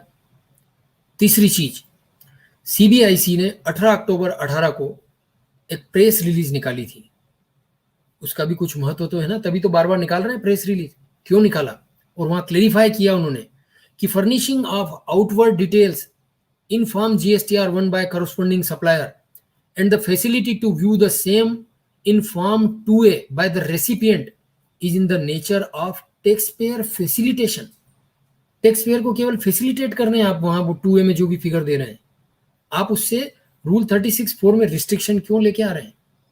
ये 3 स्ट्रांग पॉइंट के अलावा सबसे स्ट्रांग पॉइंट जो हमारा हो सकता है, और वो ये है कि अगर ये 36(4) करेक्ट है तो फिर सेक्शन 16 सब सेक्शन 2 में एक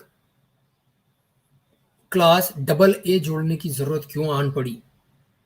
क्यों अभी पिछले फाइनेंस बिल में इससे रिलेटेड प्रोविजन लेकर आए हैं कि input tax credit shall be available only in respect of tax invoices और debit notes uploaded by supplier in GSTR1 और IFF। ये प्रोविजन अभी आना है, तो ये प्रोविजन नहीं आया है, तो फिर 36(4) कैसे आ गया? अदरवाइज इस प्रोविजन की जरूरत क्या थी? जब आपने रिस्ट्रिक्ट कर दिया है 20%, 10%, 5%, उसको जीरो भी कर देना आप, तो फिर इस 2AA की जरूरत कहां थी? इन सब बेसिस पे मेरा ये मानना है कि रूल 36(4) को आप भूल जाएं। देखिए, कुछ चीजें तो जब हम ऐसे प्लेटफॉर्म पे बात करते हैं, तो मैं अपने सभी प्रोफेशनल्स ब्रदर्स जो भी हैं उन सब से मेरी रिक्वेस्ट रहेगी कि कुछ चीजों में हमारी प्रैक्टिस कॉमन होना चाहिए। हम सभी ये डिसाइड करें कि हम 2A 2B को फॉलो नहीं करेंगे। क्यों नहीं करेंगे? क्योंकि ये अनकॉन्स्टिट्यूशनल है इन सारे ग्राउंड्स पे। और मैं कह रहा हूं इसलिए नहीं, हम इसको वाइडली डिस्कस करें, एक कंसेंसस बनाएं। अगर हम डिपार्टमेंट के सामने इन सब चीजों को एक जैसे रूप में जाएंगे, निकालें ना, कितने नोटिस निकालेंगे, देंगे हम जवाब। तो मेरी अपील रहेगी ऐसे बहुत सारे इश्यूज में कि हम सब मिलकर ऐसा करें। देखिए, अभी जब हम बात कर रहे थे कॉन्स्टिट्यूशन एक्ट रूल्स, मैंने इसीलिए इसको लिखा भी कि नोटिफिकेशन आ रहा है। रूल किसी एक्ट को ओवरराइड नहीं कर सकता है, किसी एक्ट के तहत ही होगा। नोटिफिकेशन किसी पर्टिकुलर सेक्शन के तहत आता है। सर्कुलर क्लेरिफिकेटरी है, वो बाइंडिंग नहीं है हमारे ऊपर, एसएससी के ऊपर। एडवांस रूलिंग हमारे ऊपर बाइंडिंग नहीं है। मोस्ट ऑफ द केसेस में एडवांस रूलिंग में हमें लगता है कि क्या डिसीजन आ रहे हैं, तो हमें बाइंडिंग नहीं है, उस एसएससी पे बाइंडिंग है जिसके लिए वो आई है। प्रेस रिलीज, ट्विटर, ये सीक्वेंस रहेगा। क्या ट्विटर और प्रेस रिलीज एक्ट को सरपास कर सकते हैं? Definitely no. टाइम मुझे लग रहा है थोड़ा सा कम रहेगा, तो ये मैंने एक कंपैरिजन बनाया था 2A बुक्स और क्या एक्शन हमें लेना चाहिए, ये आप बाद में देख सकते हैं। कई बार हमें लगता है कि कई चीज़ों में कि ये क्या मजाक हो रहा है, 36.4 हमें मजाक लगता है। सबसे बड़ा मजाक तो अभी होने वाला है, और वो मजाक जब होगा तब असेसी रोएगा। क्या मजाक आने वाला है? अभी शायद अगर आपने ध्यान दिया हो फाइनेंस बिल में सेक्शन 17(5) में प्रोबेबली 12 सब क्लास उसमें जोड़ने जा रहे हैं या एक एक्सप्लेनेशन जोड़ रहे हैं कि self assessed tax include tax payable in respect of supplies in GSTR 1 less tax as per GSTR 3B। मतलब अगर GSTR 1 में गलती से 10 लाख की जगह मैंने 1 करोड़ मेरा आउटपुट टैक्स दिखा दिया, 90 लाख से ज्यादा टैक्स दिखा दिया, और GSTR 3B भरा जब मुझे मालूम पड़ा कि अरे ये तो 10 लाख ही है, 1 करोड़ नहीं है, 3B में मैंने करेक्ट 10 लाख दिखाया, लेकिन इस एक्सप्लेनेशन के हिसाब से 90 लाख के लिए प्रॉपर ऑफिसर आपको नोटिस बिना इशू किए सीधे रिकवरी आपसे कर सकता है। क्यों? क्योंकि इसको सेल्फ असेस्ड टैक्स बोला है, बोला आपने असेस किया है। तो हम अभी तो ऐसी बहुत सारी चीजें आने जा रही है। 83 हम देखें, 86A, 86B, फेक इनवाइस, हर जगह बात चल रही है, उसमें प्रोफेशनल्स को घसीटा जा रहा है। कई जगह हो सकता है कि इन्वॉल्व है प्रोफेशनल्स, लेकिन आप इस तरह के प्रोविजन आप लेके आएंगे तो कैसे बिजनेस आदमी कर पाएगा? क्या यही ईज़ ऑफ बिजनेस है? मैं तो बहुत पहले जब 17 में कई बार रिटर्न्स की जब बात करते थे तो मैं बोलता था कि जुलाई में आप बिजनेस करें और अगस्त में बिजनेस ना करें, क्योंकि केवल रिटर्न भरना, सितंबर में बिजनेस करें, अक्टूबर में रिटर्न भरना। तो ये ईज ऑफ बिजनेस है या सीज ऑफ बिजनेस है? बड़ा फनी है। पंकज सेठी जी के कुछ क्वेश्चन थे 2-3। एक रजिस्टर्ड पर्सन ने 10 लाख रुपए का गुड्स सेल किया, 1,80,000 उस पर GST वसूल किया, बी को ये गुड्स सेल किए, लेकिन जब बी तक ये गुड्स पहुंचे या बी ने जब उसकी डिलीवरी ली तो उसने देखा कि 1 लाख वर्थ गुड्स, मतलब 18,000 अगर वो GST मिलाए तो 1,18,000, उसने बोला कि ये डैमेज्ड गुड्स हैं और मैं आपको 1180 में से 1,18,000 कम करके पेमेंट करने वाला हूं। तो क्वेश्चन उनका ये था कि जो ये अमाउंट कम दिया गया है, क्या इसके लिए ए अपना ITC रिवर्स करे 17(5)H में, जहां पर वो डैमेज्ड गुड्स की बात कर रहा है। तो यहां पर हमें यह देखना होगा कि ये डैमेज सप्लायर के पोजीशन में हुए हैं या रेसिपिएंट के पोजीशन में जाने के बाद हुए हैं। अगर सप्लायर के यहीं डैमेज हुए हैं तो डेफिनेटली 17(5)H के हिसाब से आप उसका रिवर्सल कर सकते हैं। लेकिन अगर किसी कारण से बाद में ये आपका इशू आता है और उस डैमेज्ड गुड्स के लिए आपको पेमेंट कम मिल रहा है, आप within the 4 corners of section 34 उसको क्रेडिट नोट इशू करते हैं। वो credit note as per terms of supply है, डेफिशिएंसी इन सप्लाई है, तो आप क्रेडिट नोट वैलिड इशू कर सकते हैं, उसमें GST का आप मेंशन कर सकते हैं। तो ऐसे केसेस में सप्लायर की GST लायबिलिटी कम हो जाएगी, सब्जेक्ट टू कि रेसिपिएंट अपना इनपुट टैक्स उतना रिवर्स कर दे।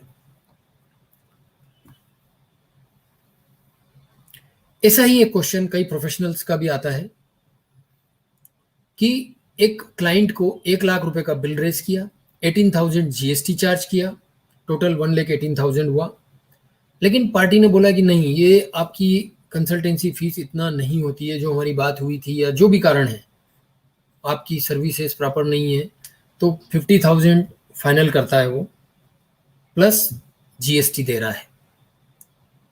तो क्या GST की लायबिलिटी 1 लाख के ऊपर 18,000 ही पे करना होगी या 50,000 के ऊपर क्रेडिट नोट इशू किया जा सकता है? मोस्ट ऑफ द केसेस में हम देख रहे हैं कि क्रेडिट नोट इशू किए जा रहे हैं, लेकिन मेरे हिसाब से क्रेडिट नोट सेक्शन 34 में तभी इशू किया जा सकता है जब डेफिशिएंसी इन सर्विसेज हो। अगर आपने अपना काम पूरा किया है, आपने ऑडिट कर लिया, तो उसमें डेफिशिएंसी क्या होगी? आप क्रेडिट नोट इशू नहीं कर पाएंगे। ये बेड डेट्स हैं, और बेड डेट्स के केस में किसी भी तरह का क्रेडिट नोट अगर आप इशू भी करते हैं तो आपकी जीएसटी की लायबिलिटी, आउटपुट टैक्स कम नहीं होगा। लेकिन अगर ये डेफिशिएंसी इन सर्विसेज है, 1 लाख में मैंने बात किया कि मैं आपके यहाँ इंटरनल ऑडिट करूंगा, 1 महीने तक मेरी ऑडिट टीम आएगी। ऑडिट टीम 15 डेज तक गई, उसके बाद कोविड चालू हो गया। मैंने घर से ही उसका काम फिर किया और 5 दिन में वो काम खत्म हो गया। Means total main days 30 days की जगह केवल 20 ही लगे। तो ऐसे केसेस में अगर मेरी 1/3 फीस कम होती है तो मैं सेक्शन 34 के हिसाब से deficiency in supply, deficiency in services का क्रेडिट नोट इशू कर सकता हूं। अदरवाइज आप खुद सोचिए कि आप अपनी ही सर्विसेज का डेफिशिएंसी कैसे सर्टिफाई कर रहे हैं। आपने ही ऑडिट किया, आपने ही रिटर्न्स भरे, और आप उसकी फीस क्रेडिट नोट से डेफिशिएंसी इन सर्विसेज लिख के अगर दे रहे हैं। अदरवाइज तो और कोई कारण नहीं है क्रेडिट नोट इशू करने का, क्योंकि गुड्स के केस में गुड्स रिटर्न की बात आती है, सर्विसेज में तो नहीं है। तो ऐसे केसेस में क्रेडिट नोट इशू करेंगे तब भी आउटपुट टैक्स कम नहीं होने वाला है। एक क्वेश्चन और कई बार आता है, आज भी पता नहीं क्यों डिस्प्यूट्स हैं इनमें, लेकिन मैं थोड़ा सा समय को देखते हुए आगे बढ़ रहा हूं। आप ये स्लाइड देख सकते हैं। क्रेडिट नोट, डिस्काउंट या इन सब से रिलेटेड इशू में सेक्शन 34 हमें देखना है, उसकी कंडीशन सेटिस्फाई होती है क्या।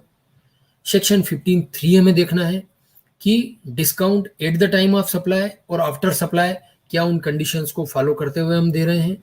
अगर हम दे रहे हैं, उसमें जीएसटी का कंपोनेंट इंक्लूड कर रहे हैं, तो सप्लायर अपना जीएसटी रिड्यूस कर सकता है, सब्जेक्ट टू रेसिपिएंट उतना आईटीसी रिवर्स कर दे। अदरवाइज आप कमर्शियल क्रेडिट नोट या commercial debit note, commercial credit note issue कर रहे हैं, तो फिर आपको जीएसटी का कोई इफेक्ट न सप्लायर को आएगा न रेसिपिएंट को आएगा। रेसिपिएंट को भी वो इनकम नहीं मानी जाएगी। एक और इंटरेस्टिंग क्वेश्चन सी अरविंद संघवी जी का था कि वो एग्जेम्प्ट सप्लाई भी देते हैं, टैक्सेबल सप्लाई भी देते हैं। उन्होंने ऑफिस के लिए एक एसी परचेज किया और उसको wrongly profit and loss account में बुक कर लिया। असेट के रूप में दिखाना था लेकिन प्रॉफिट एंड लॉस में दिखा दिया। तो क्या वो फुल आईटीसी क्लेम कर सकते हैं? जैसा कि अभी हमने प्रीवियस स्लाइड में देखा था कि सेक्शन 16(3) केवल कैपिटल गुड्स की बात करता है कि उसमें जो इनपुट टैक्स क्रेडिट का कंपोनेंट है वो अलग कर लिया जाए, उस पे आपको जीएसटी क्रेडिट नहीं मिलेगा अगर आपने डेप्रिसिएशन लिया है। लेकिन रेवेन्यू आइटम्स, इनपुट और इनपुट सर्विसेज के लिए ऐसी कोई कंडीशन नहीं है।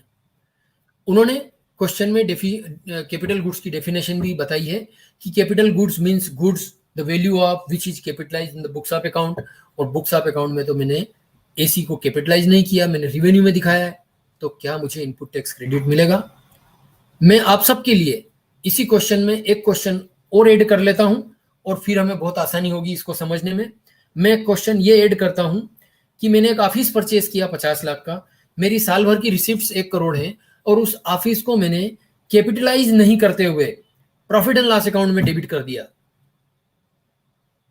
और यहां पर उनका कहना था कि उस असेसी का ऑडिट भी नहीं होता है, इसलिए ऑडिटर के ऑब्जेक्शन लेने की कोई बात ही नहीं, उसने रिटर्न फाइल कर दिया और रिटर्न सेल्फ असेस भी हो गया। तो क्या इनपुट टैक्स क्रेडिट मुझे मिलेगा, या इस एसी के ऊपर रूल 43 में रिवर्सल करना होगा? ये उनके सारे क्वेश्चन हैं। इसमें मेरा एक सिंपल सा रिप्लाई होगा कि अकाउंटिंग जनरली बात कर रहा हूं कि जनरली एक्सेप्टेड अकाउंटिंग प्रिंसिपल्स के हिसाब से होती है और होना चाहिए। AC profit and loss account का पार्ट नहीं हो सकता है, office building profit and loss account का पार्ट नहीं हो सकती है। तो इनपुट टैक्स क्रेडिट ऐसे केसेस में क्लेम नहीं करना चाहिए अगर हमने फुल वैल्यू पे डेप्रिसिएशन ले लिया है तो। लेकिन अगर हम जीएसटी की लिटरल मीनिंग की अगर बात करें तो वो क्लेम कर सकते हैं, क्योंकि कैपिटलाइज नहीं किया है। तो जीएसटी का क्लेम उनको पूरा मिल जाएगा। जहां तक बात रिवर्सल की है, अगर उन्होंने प्रॉफिट एंड लॉस अकाउंट में डेबिट करके रिवेन्यू ट्रीट करके इनपुट टैक्स क्रेडिट क्लेम किया है और वो एग्जेम्प्ट और टैक्सेबल दोनों सप्लाई दे रहे हैं, तो रिवर्सल तो 100% होना है जो एग्जेम्प्ट सप्लाई से रिलेटेड है। आपने ये पूछा है कि रूल 43 तो अप्लीकेबल होगा ही नहीं क्योंकि कैपिटल गुड्स नहीं है, लेकिन आपने ही उसको कैपिटल गुड्स नहीं माना है तो इनपुट माना है, और अगर इनपुट माना है तो रूल 42 अप्लीकेबल होगा, आपको रिवर्सल करना ही होगा।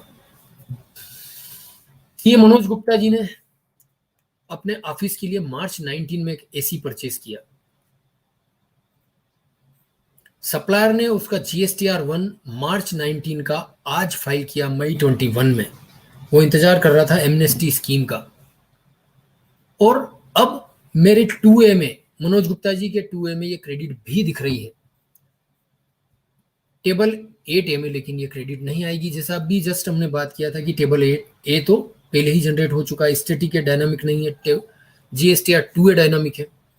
क्वेश्चन उनका ये है कि whether ITC is eligible to recipient Manoj Gupta ji in terms of section 16(4).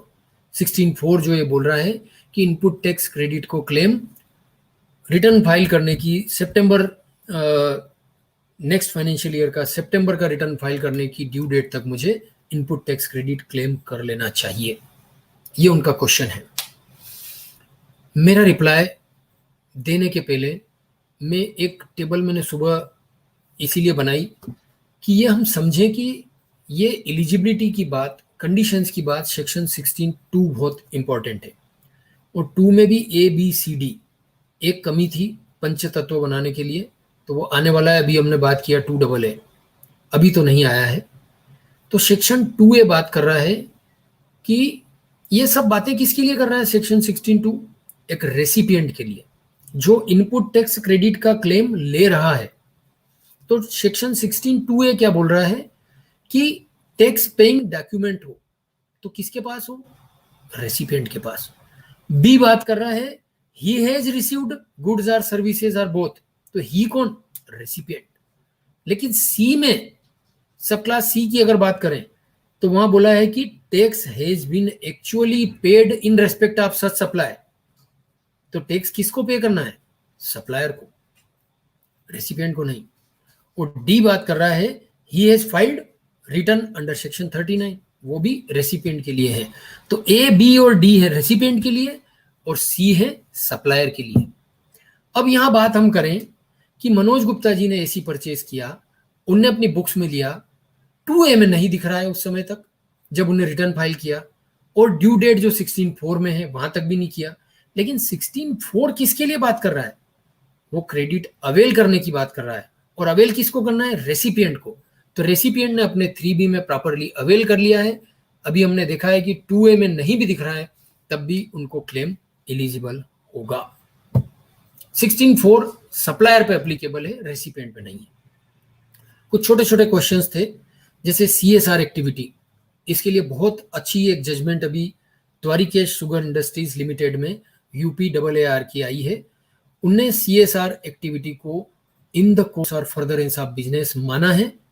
इसको हम ऐसे एक एग्जांपल से समझे, मैंने एग्जांपल को चेंज कर लिया है। क्रॉम्पटन ग्रीव्स फैन का मैन्युफैक्चरिंग करते हैं। CSR एक्टिविटी के तहत उन्होंने वो फैन पुअर्स में डिस्ट्रीब्यूट करने का डिसीजन लिया। तो क्या ये गिफ्ट है, सेक्शन 17(5)H में कवर्ड है, या क्या ये सप्लाई है? ये क्वेश्चंस आ रहे हैं। गिफ्ट डेफिनेटली नहीं है, वॉलंटरी नहीं है। क्यों? क्योंकि ये CSR एक्टिविटी के तहत किया जा रहा है। सेक्शन 135 कंपनीज एक्ट वो ऑब्लिगेट कर रहा है, इसलिए क्रॉम्पटन ग्रीव्स ये काम कर रहा है। तो ये गिफ्ट नहीं हो सकती है, कोई नेचुरल लव एंड अफेक्शन नहीं है, ये प्योरली इन द कोर्स और फर्दरेंस ऑफ बिजनेस है।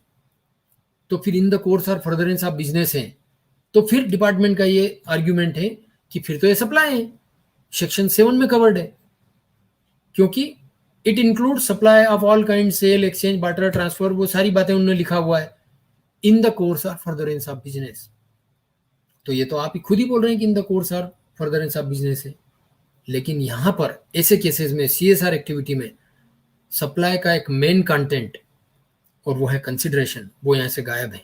तो जब कंसिडरेशन ही नहीं है, रिलेटेड पार्टी नहीं है, तो फिर सप्लाई कहाँ से होगी? तो न ये गिफ्ट है न ये सप्लाई है। द्वारिकेश शुगर इंडस्ट्रीज में UPAAR का ये डिसीजन बहुत ही अच्छा है, बहुत ही करेक्ट है। और CSR एक्टिविटीज़ में जो भी आपने कोई इनवर्ट सप्लाई ली है CSR एक्टिविटी के तहत, इनवर्ट सप्लाई फिर से मैं बोल रहा हूँ 3 पार्ट है उसके, input services and capital goods, ये तीनों ही का ITC आपको एलिजिबल होगा। सिमिलरली कुछ क्वेश्चन ये थे कि कीमैन इंश्योरेंस पॉलिसी पे आपको इनपुट टैक्स क्रेडिट मिलेगा। Yes, definitely. एक क्वेश्चन ये था कि एक रजिस्टर्ड पर्सन का MP में बिजनेस है और वो 3, 4, 5 अलग अलग स्टेट्स में अपना बिजनेस को एक्सपांड करना चाह रहा है। तो उन स्टेट्स में जाके वो होर्डिंग लगा रहा है, वहां पर वो वॉल पेंटिंग कर रहा है, वहां पर अभी रजिस्ट्रेशन नहीं है। तो क्या इन सब एक्सपेंसेस की छूट MP वाले रजिस्ट्रेशन में मिलेगी? क्या वो इस रजिस्टर्ड पर्सन से रिलेटेड है? Definitely yes. जब तक कि उन स्टेट्स में मैं नंबर नहीं लेता हूं और उन स्टेट्स के लिए वो होर्डिंग्स वगैरह लगेंगे, उन स्टेट्स का वो एक्सपेंसेस होगा, तब मुझे ITC नहीं मिलेगा। लेकिन आज तो मेरा एक ही स्टेट में बिजनेस है और ये इस बिजनेस के फर्दरेंस के लिए है, इसलिए मुझे इनपुट टैक्स क्रेडिट मिलेगा, चाहे मैं विज्ञापन या एक्सपेंसेस दूसरे स्टेट में कर रहा हूं।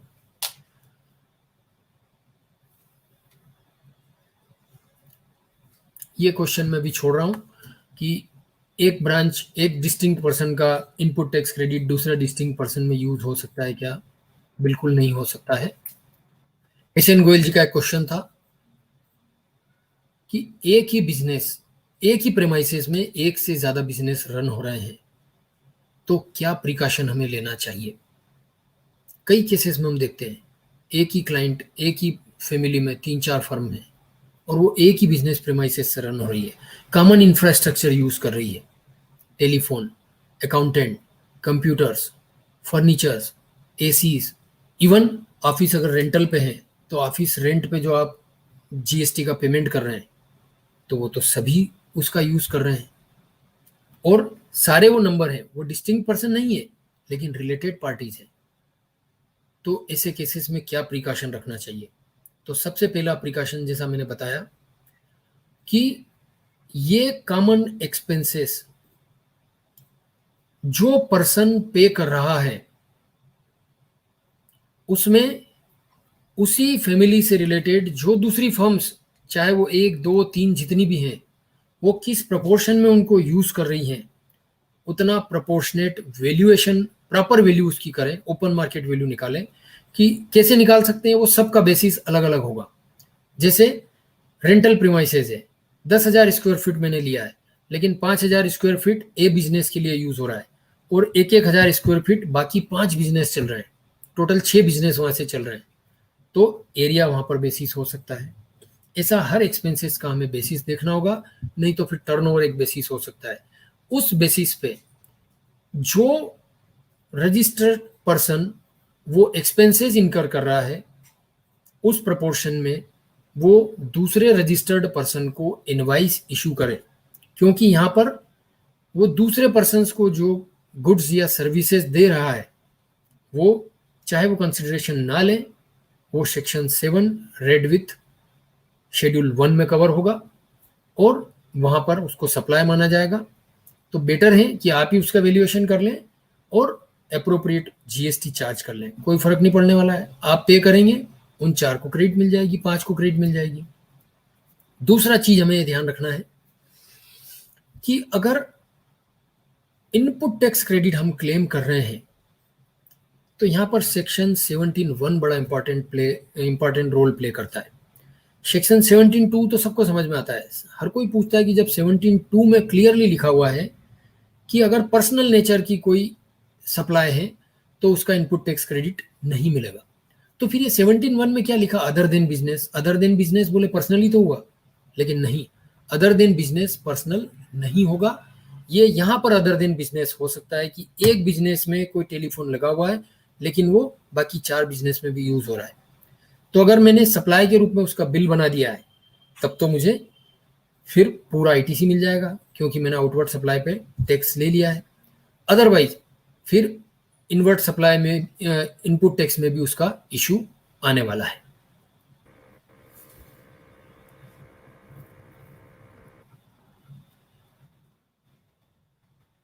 एक मिनट, वो एक क्वेश्चन प्रोग्राम चल रहा है। सराब जी कुछ बोल रहे हैं? एमपी अग्रवाल जी का एक क्वेश्चन था कि एक रजिस्टर्ड पर्सन के गुड्स 31 मार्च 21 तक टैक्सेबल थे, एग्जेम्प्टेड थे। 1 अप्रैल 21 को वो टैक्सेबल हो जाते हैं, जैसे जीटीए आरसीएम से एफसीएम ऑप्ट कर लेता है।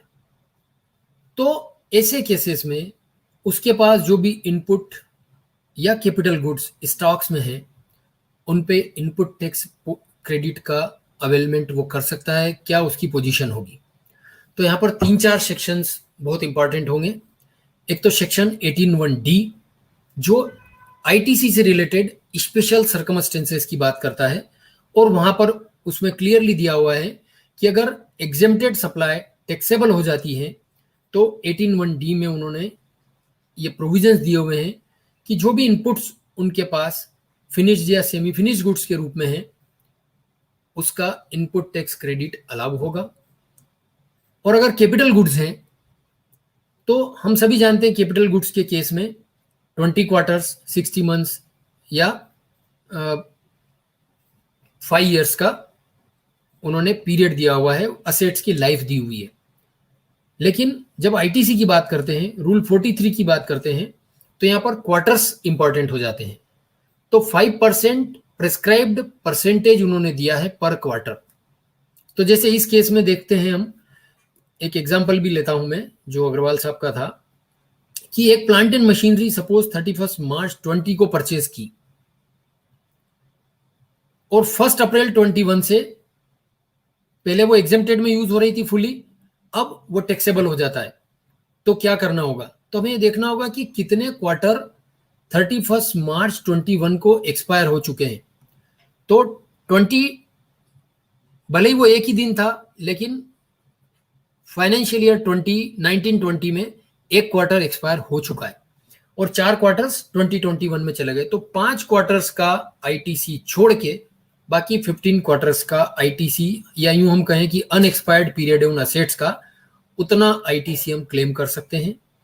दूसरा, इनपुट्स के केस में एक इंपॉर्टेंट कंडीशन है कि जो भी स्टॉक में फिनिश गुड्स या सेमी फिनिश गुड्स हैं उनसे रिलेटेड टैक्स इनवाइसेस 1 साल से पहले के नहीं होना चाहिए। हमारे एग्जांपल में हम बात करें तो 31 मार्च 20 या उससे पहले के इनवाइसेस का इनपुट टैक्स क्रेडिट नहीं मिलेगा, चाहे वो स्टॉक में है। यहां पर रूल 40 इंपॉर्टेंट है। अब एक क्वेश्चन यहां पर बड़ा इंटरेस्टिंग ये आ रहा है कि ये 1 साल से पुराने इनवाइस की जो बात है, ये अभी मेरे भी एक केस में हुआ है और मैंने इसका ग्रीवांस भी डाला है। तो क्या ये कैपिटल गुड्स के ऊपर भी एप्लीकेबल है? जब मैंने ग्रीवांस डाला तो वो खुद लिख रहे हैं कि 18(1)A और B के लिए ये कंडीशन 1 साल पुरानी है। लेकिन जब 18(1)A और B की बात हम करते हैं, उनके रिप्लाई को आप देखेंगे तो आपको लगेगा कि ये टोटली रॉन्ग है। 18(1)A और B में तो कैपिटल गुड्स का आईटीसी मिलेगा ही नहीं जो रजिस्ट्रेशन के समय हम लेते हैं। फिर 18(1)C और D के लिए उन्होंने कहा कि अगर कैपिटल गुड्स हैं तो आपको पुराना आईटीसी भी मिलेगा। उसके लिए हम अगर हार्मोनाइज कंस्ट्रक्शन की बात करते हैं तो सिंपली हम देखें कि हमने कैपिटल गुड्स के लिए 5 ईयर्स का पीरियड डिसाइड किया है। तो जब मेरा अनएक्सपायर्ड पीरियड अभी 15 क्वार्टर्स है, तो फिर इसमें 1 साल के इनवाइस की बात अगर आप लेके आ जाते हैं तो ये एक अग्रवाल साहब का एग्जाम्पल ही आपको बहुत क्लियर कर देगा कि अगर कोई मशीन 1 करोड़ की मैंने 31 मार्च 20 को खरीदी तो उसका आईटीसी मुझे बिल्कुल नहीं मिलेगा क्योंकि 1 साल पुराना हो गया, और 31 मार्च 21 को खरीदी तो मुझे पूरा मिल जाएगा। तो ये एक इंपॉर्टेंट इशू था, इसलिए मैंने सोचा आपके सामने इसको रखता हूं।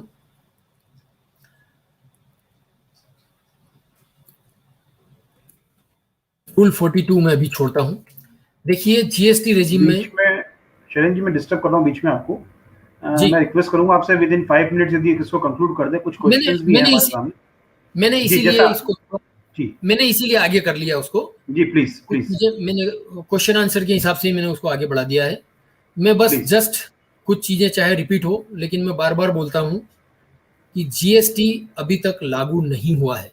मैं सच बोल रहा हूं, अभी तक सिर्फ हम 3B भर रहे हैं। बहुत लिमिटेड केसेस में हमने 99C भरे हैं। तो सबसे इजीएस्ट थिंग है जीएसटी में 3B। कुछ भी आउटपुट डालो, कुछ भी इनपुट ले लो, कोई पूछने वाला नहीं है। अब पूछ रहे हैं इतने सालों में। लेकिन मोस्ट डिफिकल्ट है 2A 2B, जिसको हमने डिस्कस किया। भले ही वो इलीगल है, लेकिन उससे ज़्यादा डिफिकल्ट है 99C। रिटर्न की हम बात करें तो बहुत इजी है। सेल्फ असेसमेंट सेक्शन 59, आप डेफिनेशन पढ़ेंगे, केवल एक लाइन की है। आपने जो भरा सेल्फ असेस हो गया। लेकिन सेल्फ असेस कितना मुश्किल है, सेक्शन 17(5) का एक्सप्लेनेशन अभी हमने देखा जो आने वाला है, कि आपने जीएसटीआर 1 में डाल दिया, उसको मान लेंगे हम तो। लेकिन मोस्ट डिफिकल्ट चीजें अब चालू होगी इस लॉकडाउन के बाद। मैं समझता हूं 2-3 ऑडिट हो चुके हैं जीएसटी में। तो सेक्शन 61, 62, 65 हमें मालूम ही नहीं है। बहुत सारे नोटिसेस हमारे कई फ्रेंड्स को इशू हुए हैं, उनने रिप्लाई नहीं दिया, एएसएमटी उसमें इशू हो गए हैं। तो सेक्शन 61 में क्लियर प्रोविजंस है कि बिना फर्दर नोटिस दिए वो आपको सीधे रिकवरी प्रोसीडिंग स्टार्ट कर देंगे 73 में। तो ये सारे सेक्शंस बहुत ज़्यादा इंपॉर्टेंट है, हमें ध्यान देना है। कुछ व्हीकल्स और इन सब से रिलेटेड ये क्वेश्चन, अब चूंकि टाइम नहीं है तो मैं छोड़ता हूँ, फिर कभी आगे के लिए इसको रखते हैं। इंटरेस्ट की जहाँ तक बात है, क्लेरिफिकेशन आ गया है कि अब आपको नेट कैश अमाउंट पर ही देना है। इससे रिलेटेड मैंने कुछ एग्जांपल्स बनाए हैं, वो आप बाद में इसमें देख सकते हैं। केवल एक केस जो बड़ा दुखद समय अभी चल रहा है, पिछले 2-3 महीने में हमने हमारे फ्रेंड सर्कल में, हमारे रिलेशन में, हमारे क्लाइंट में, हम कहीं भी बात करें तो हमें बुरी खबरें बहुत सुनने को मिली है। बड़ा दुखद समय हम सब ने गुजारा है। और सबसे मेरा रिक्वेस्ट है, आज भी मैं किसी कारण से बाहर गया था, तो अभी भी हम बहुत कैजुअल हैं, अभी भी हम शायद ध्यान नहीं दे रहे हैं। तो हम सेफ रहें, सारा काम करें, लेकिन बहुत सावधानी से करें, सोशल डिस्टेंस मेंटेन करें और सारे नियमों का हम पालन करें, वैक्सीनेशन करवाएं। जो दुखद चीज हुई है उसको हमें फॉलो करना है। हमने तो ये किया है कि जैसे ही ये हमें खबर मिली, 2-4 दिन बाद हमने सभी पार्टीज को बोला कि भाई जीएसटी में क्या आपको एक्शन लेना है, इनकम टैक्स में आपको क्या करना है, पार्टनरशिप से तो आपको क्या करना है। हमें ही ध्यान रखना पड़ेगा, नहीं तो टाइम तो निकलते जा रहा है। हमें सबको विल बनाने के लिए अभी आप एडवाइस करेंगे, किसी को भी तुरंत कोई भी समझेगा, राजी होगा। तो हम जीएसटी पे आ जाते हैं, बाकी चीजों को मैं छोड़ देता हूं। कि अगर कोई सोल प्रोप्राइटर की डेथ होती है तो हमें क्या स्टेप लेना होंगे। तो सबसे पहले तो हमें डिसाइड करना होगा कि लीगल हेयर कौन है। उसके लिए हम विल देख लें, अगर विल हो तो अच्छी बात है, ना हो तो सक्सेशन सर्टिफिकेट लें। वो भी नहीं है तो हमें जीएसटी के पर्पज से तो मैं समझता हूं कि सारे लीगल हेयर्स का एक एफिडेविट आप ले सकते हैं। और इससे रिलेटेड प्रोविजंस आप देखेंगे तो सर्कुलर नंबर 96 एक 28 मार्च 19 को आया था, उसमें उन्होंने पूरा डिटेल प्रोसेस दिया हुआ है। लेकिन बहुत समराइज में अगर बात करें तो जीएसटी में हमारा काम एफिडेविट से हो जाएगा, अगर बाकी सारे लीगल हेयर्स को कोई ऑब्जेक्शन नहीं है, वो भी अपना एफिडेविट देते हैं तो। लेकिन हमें काम सीक्वेंस में करना होगा। सीक्वेंस क्या करना होगा, जिस सोल प्रोप्राइटर की डेथ हुई है उसके रजिस्ट्रेशन में एक लीगल हेयर हमें ऐड करना होगा, जो भी लीगल हेयर है जो उस बिजनेस को कैरी करना चाहता है। फिर हमें एक नया रजिस्ट्रेशन लेना होगा। अगर लीगल हेयर्स का ऑलरेडी रजिस्ट्रेशन है तब तो वो केवल प्रॉपर ऑफिसर को सिंपली लेटर लिख दे और जो भी आईटीसी क्लेम करना है वो कर ले। लेकिन अगर दूसरा रजिस्ट्रेशन नहीं है लीगल हेयर के पास में तो वो नया रजिस्ट्रेशन ले। आरईजी 1 जब वो भरता है तो वहां पर उसको सावधानी ये रखना है कि पार्ट बी में जो बहुत सारे ऑप्शंस दिए हुए हैं ड्रॉप डाउन में, उसको सिलेक्ट करना है कॉलम 14(5). उसमें ये दिया हुआ है death of proprietor, sole proprietor. उसके बाद बिजनेस जो आपने क्लोज करना है उसमें अगर कोई आईटीसी आपका क्रेडिट पड़ा हुआ है तो वो आपके इस नए रजिस्ट्रेशन में ट्रांसफर हो जाएगा थ्रू आईटीसी 02। वो भी provision section special circumstances section 18 में दिए हुए हैं। और ये सब हो जाए, नया नंबर हो गया, आईटीसी ट्रांसफर हो गया, उसके बाद हमें REG 16 फाइल करना है। बिजनेस 1 से रिलेटेड सोल प्रोप्राइटर जिसकी डेथ हो गई है उसके लिए हमें कैंसिलेशन का आवेदन देना है। और वहां भी ध्यान रखना है कि रीजन हमें क्या देना है, डेथ ऑफ सोल प्रोप्राइटर, दोनों ही जगह ध्यान रखना है। कभी कभी ये क्वेश्चन आते हैं कि एक पार्टनरशिप फर्म है, 2 पार्टनर थे, एक की डेथ हो गई, तो क्या एक उस बिजनेस को कंटिन्यू कर सकता है? नहीं, वो वेट रेजिम में था, GS10 पेन बेस्ड है, वो नंबर हमें सरेंडर करना होगा, यही सारे प्रोसेस अपनाने होंगे। और जैसे ही एक प्रोप्राइटर, एक पार्टनर की डेथ होती है, उसका लीगल हेयर भी पार्टनर के रूप में इंडक्ट नहीं हो सकता है, वो डिसोल्यूशन हो जाएगा। नई फर्म आप बना सकते हैं या नया प्रोप्राइटरशिप बिजनेस कंटिन्यू कर सकते हैं, वही सारे प्रोसेस आपको फॉलो करना होंगे। एक सबसे इंपॉर्टेंट चीज यहाँ ये ध्यान रखना है, जो भी हम बिजनेस ट्रांसफर जहां कर रहे हैं, तो हमें ये ध्यान रखना है कि सारी एसेट्स और सारे लाइबिलिटीज वहां पर ट्रांसफर होना चाहिए।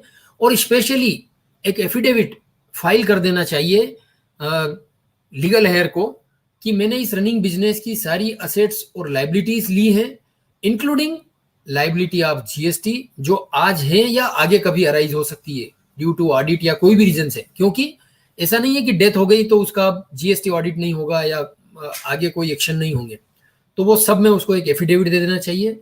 और खासकर ITC 02 जब फाइल होता है तो एक चार्टर्ड अकाउंटेंट का सर्टिफिकेट भी साथ में हमें फाइल करना है। देखिए, ये फाइल नहीं किए या कोई भी कारण से चूक हो गई तो फिर आपके पास में कोई बचेगा नहीं वे आउट। तो हमें ये ध्यान रखना है कि ITC वो स्टॉक से रिलेटेड है या कैपिटल गुड से रिलेटेड है।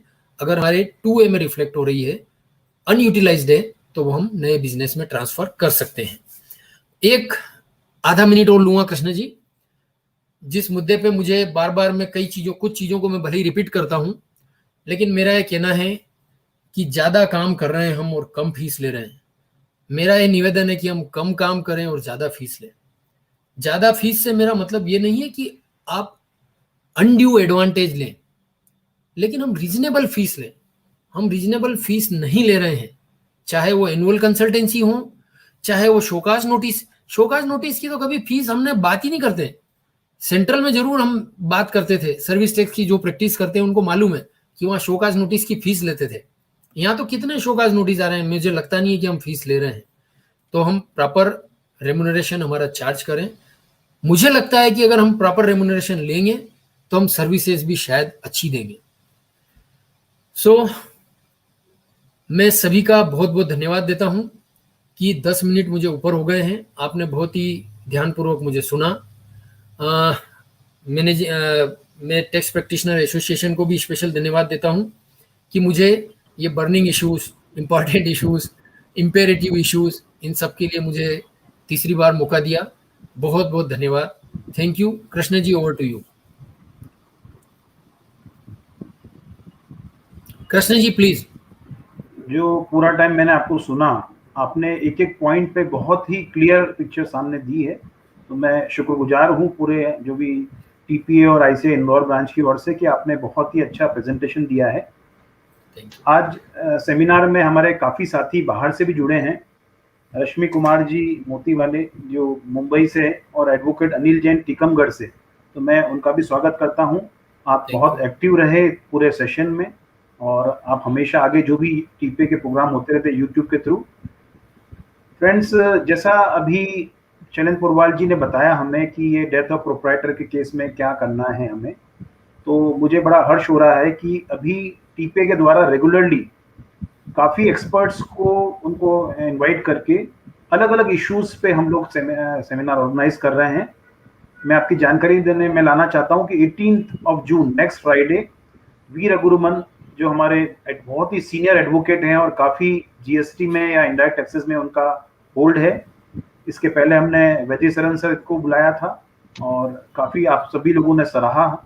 तो मेरा आप सभी से गुजारिश है कि 18 जून को ITC से रिलेटेड जो भी जुडिशियल प्रोनाउंसमेंट हुए हैं उसको बहुत डिटेल्ड में एनालिसिस के लिए एक प्रोग्राम रखा गया है। और स्पेशली हमारे जो स्पीकर हैं उन्होंने कहा है मुझे 1.5 घंटे का समय कम पड़ेगा, तो हमने उसका टाइम पीरियड भी जो है 5 to 7 PM रखा है।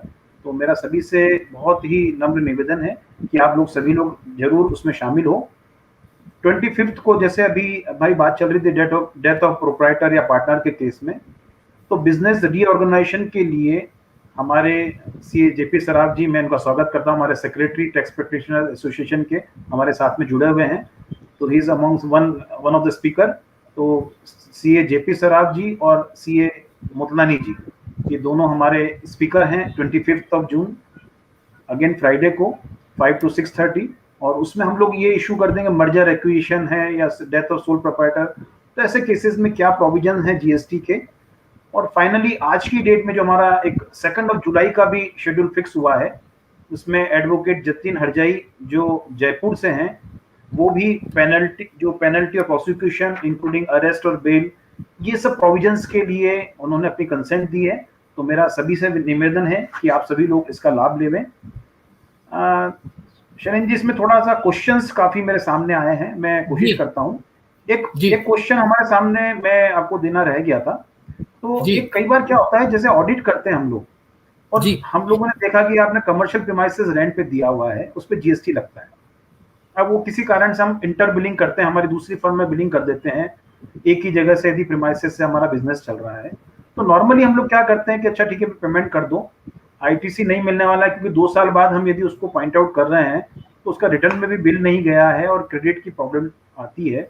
तो कई बार हम लोग ये इसमें प्ली लेते हैं कि ठीक है उसको ऐसा कीजिए आप, इंक्लूसिव ऑफ जीएसटी मानते हुए 1 लाख के अमाउंट को रिवर्स कैलकुलेशन करते हुए उस पर जीएसटी इंक्लूड कर दी, मतलब कैलकुलेट कर लीजिए, और अकॉर्डिंगली हम लोग उसको कई बार पेमेंट करवा देते हैं। तो क्या ये जीएसटी के प्रोविजंस के हिसाब से सेक्शन 15 के हिसाब से सही है, या क्या प्रोविजन है, थोड़ा सा यदि आप उसमें जानकारी देखिए, जहां पर सप्लाई का कंसिडरेशन इंक्लूसिव है, जीएसटी सेपरेट नहीं है, तो रूल 35 में क्लियर प्रोविजन दिए हुए हैं, वहां पर हम जीएसटी को सेपरेट कर सकते हैं। मीन्स आप जो बता रहे हैं कि सपोज 118 रुपए आपने लिए हैं और 18% जीएसटी है, तो आप 100 + 18 रूल 35 के हिसाब से उसको सेग्रीगेट कर सकते हैं। मीन्स आपकी लाइबिलिटी 118 पे नहीं आके 100 रुपीज पे ही आएगी। लेकिन सेक्शन 15 यदि आप देखें वैल्यूएशन के साथ, जी हाँ जी, नहीं, सेक्शन 15 यदि सब क्लॉज 2 यदि देखें हम जी, ये कहता है कि इसके अंदर आपका सेपरेटली चार्ज हो, जैसे जीएसटी जो है, सीजीएसटी, एसजीएसटी और आईजीएसटी। सेपरेटली चार्ज किसके लिए हो? जब मुझे इनपुट टैक्स क्रेडिट क्लेम करना है, अगर नहीं है तो रूल 35 क्लियर बोल रहा है जी। रूल 35 में यही कहा है कि अगर कंसिडरेशन सेपरेटली नहीं है तो फिर आप उसको अलग कर सकते हैं उसी फार्मूला से, total consideration divided 100 rate into rate of tax. मैं सब क्लॉज 2 ऑफ सेक्शन 15 आपके सामने रीड कर रहा हूं। The value of supply shall include any taxes, duties, sages, fees and charges levied under any law for the time being in force other than this act, the state SGST, CGST and IGST if charged separately by the supplier। 15(2)(a) बात कर रहा है sir कि suppose मैं कोई goods sale कर रहा हूं, मुझे कोई ऑक्ट्रॉय लग रहा है, कोई और टैक्स लग रहे हैं, अभी तो बहुत सारे इनडायरेक्ट टैक्सेस खत्म हो गए हैं, लेकिन बाकी कोई भी कंपोनेंट है, रॉयल्टी है, फ्रेट है, इंश्योरेंस है, वो सब अलग अलग दिए हैं, लेकिन यहाँ पर केवल टैक्सेस की बात की है, तो कोई भी tax, duty, cess other than GST लिखा है जी, तो वो कंसिडरेशन में इंक्लूड होगा। हम जीएसटी की बात कर रहे हैं तो रूल 35 पे जाना होगा। तो वहां पर ये 2A में तो कवर नहीं है ना, ये रूल 35 से गवर्न होगा। जैसे आप देखेंगे कि नोटिफिकेशन नंबर 8/18 वो कोई ओल्ड व्हीकल सेल कर रहे हैं जी, मैंने सेल किया 5 लाख में, WDV है 4 लाख, तो 1 लाख रुपए के ऊपर 18% नहीं देना मुझे, उस पर रूल 35 मुझे अप्लाई करना होगा। ओके, मैं इनवॉइस ही वैसा बनाऊंगा जी। नहीं, इनवॉइस प्रॉब्लम कहाँ आ रही है शैलेंद्र जी, कि इनवॉइस बनाने में तो परेशानी 1 लाख और 18,000 दिन मैंने सेपरेटली दिखा दिया है, 1,18,000 चार्ज किया, लेकिन मैंने तब भी मेरा कहना है कि अमाउंट दिखाया है, तब भी आउटपुट टैक्स रूल 35 के हिसाब से ही लगेगा। ऐसे केसेस में क्या होगा, अगर इनवॉइस में कंसोलिडेटेड अमाउंट दिखाया है तो फिर रूल 46 के कारण रेसिपिएंट का आईटीसी डिनाई किया जा सकता है। ओके, मिस्टर एजे सेम का एक क्वेश्चन है कि रॉन्ग जीएसटीएन जो है वो सितंबर 18 के जीएसटीआर 1 में शो कर दिया है, तो whether it is possible to rectify this mistake? नहीं, रेक्टिफाई मीन्स अमेंडमेंट की बात कर रहे हैं आप। हाँ। रेक्टिफिकेशन तो बात ही नहीं करना है, रिवीजन वगैरह कुछ है ही नहीं जीएसटी में। लेकिन अमेंडमेंट अमेंडमेंट तो मुझे जहां तक याद है 1920 के भी बंद कर दिए हैं, 1718 तो बहुत दूर हो गया।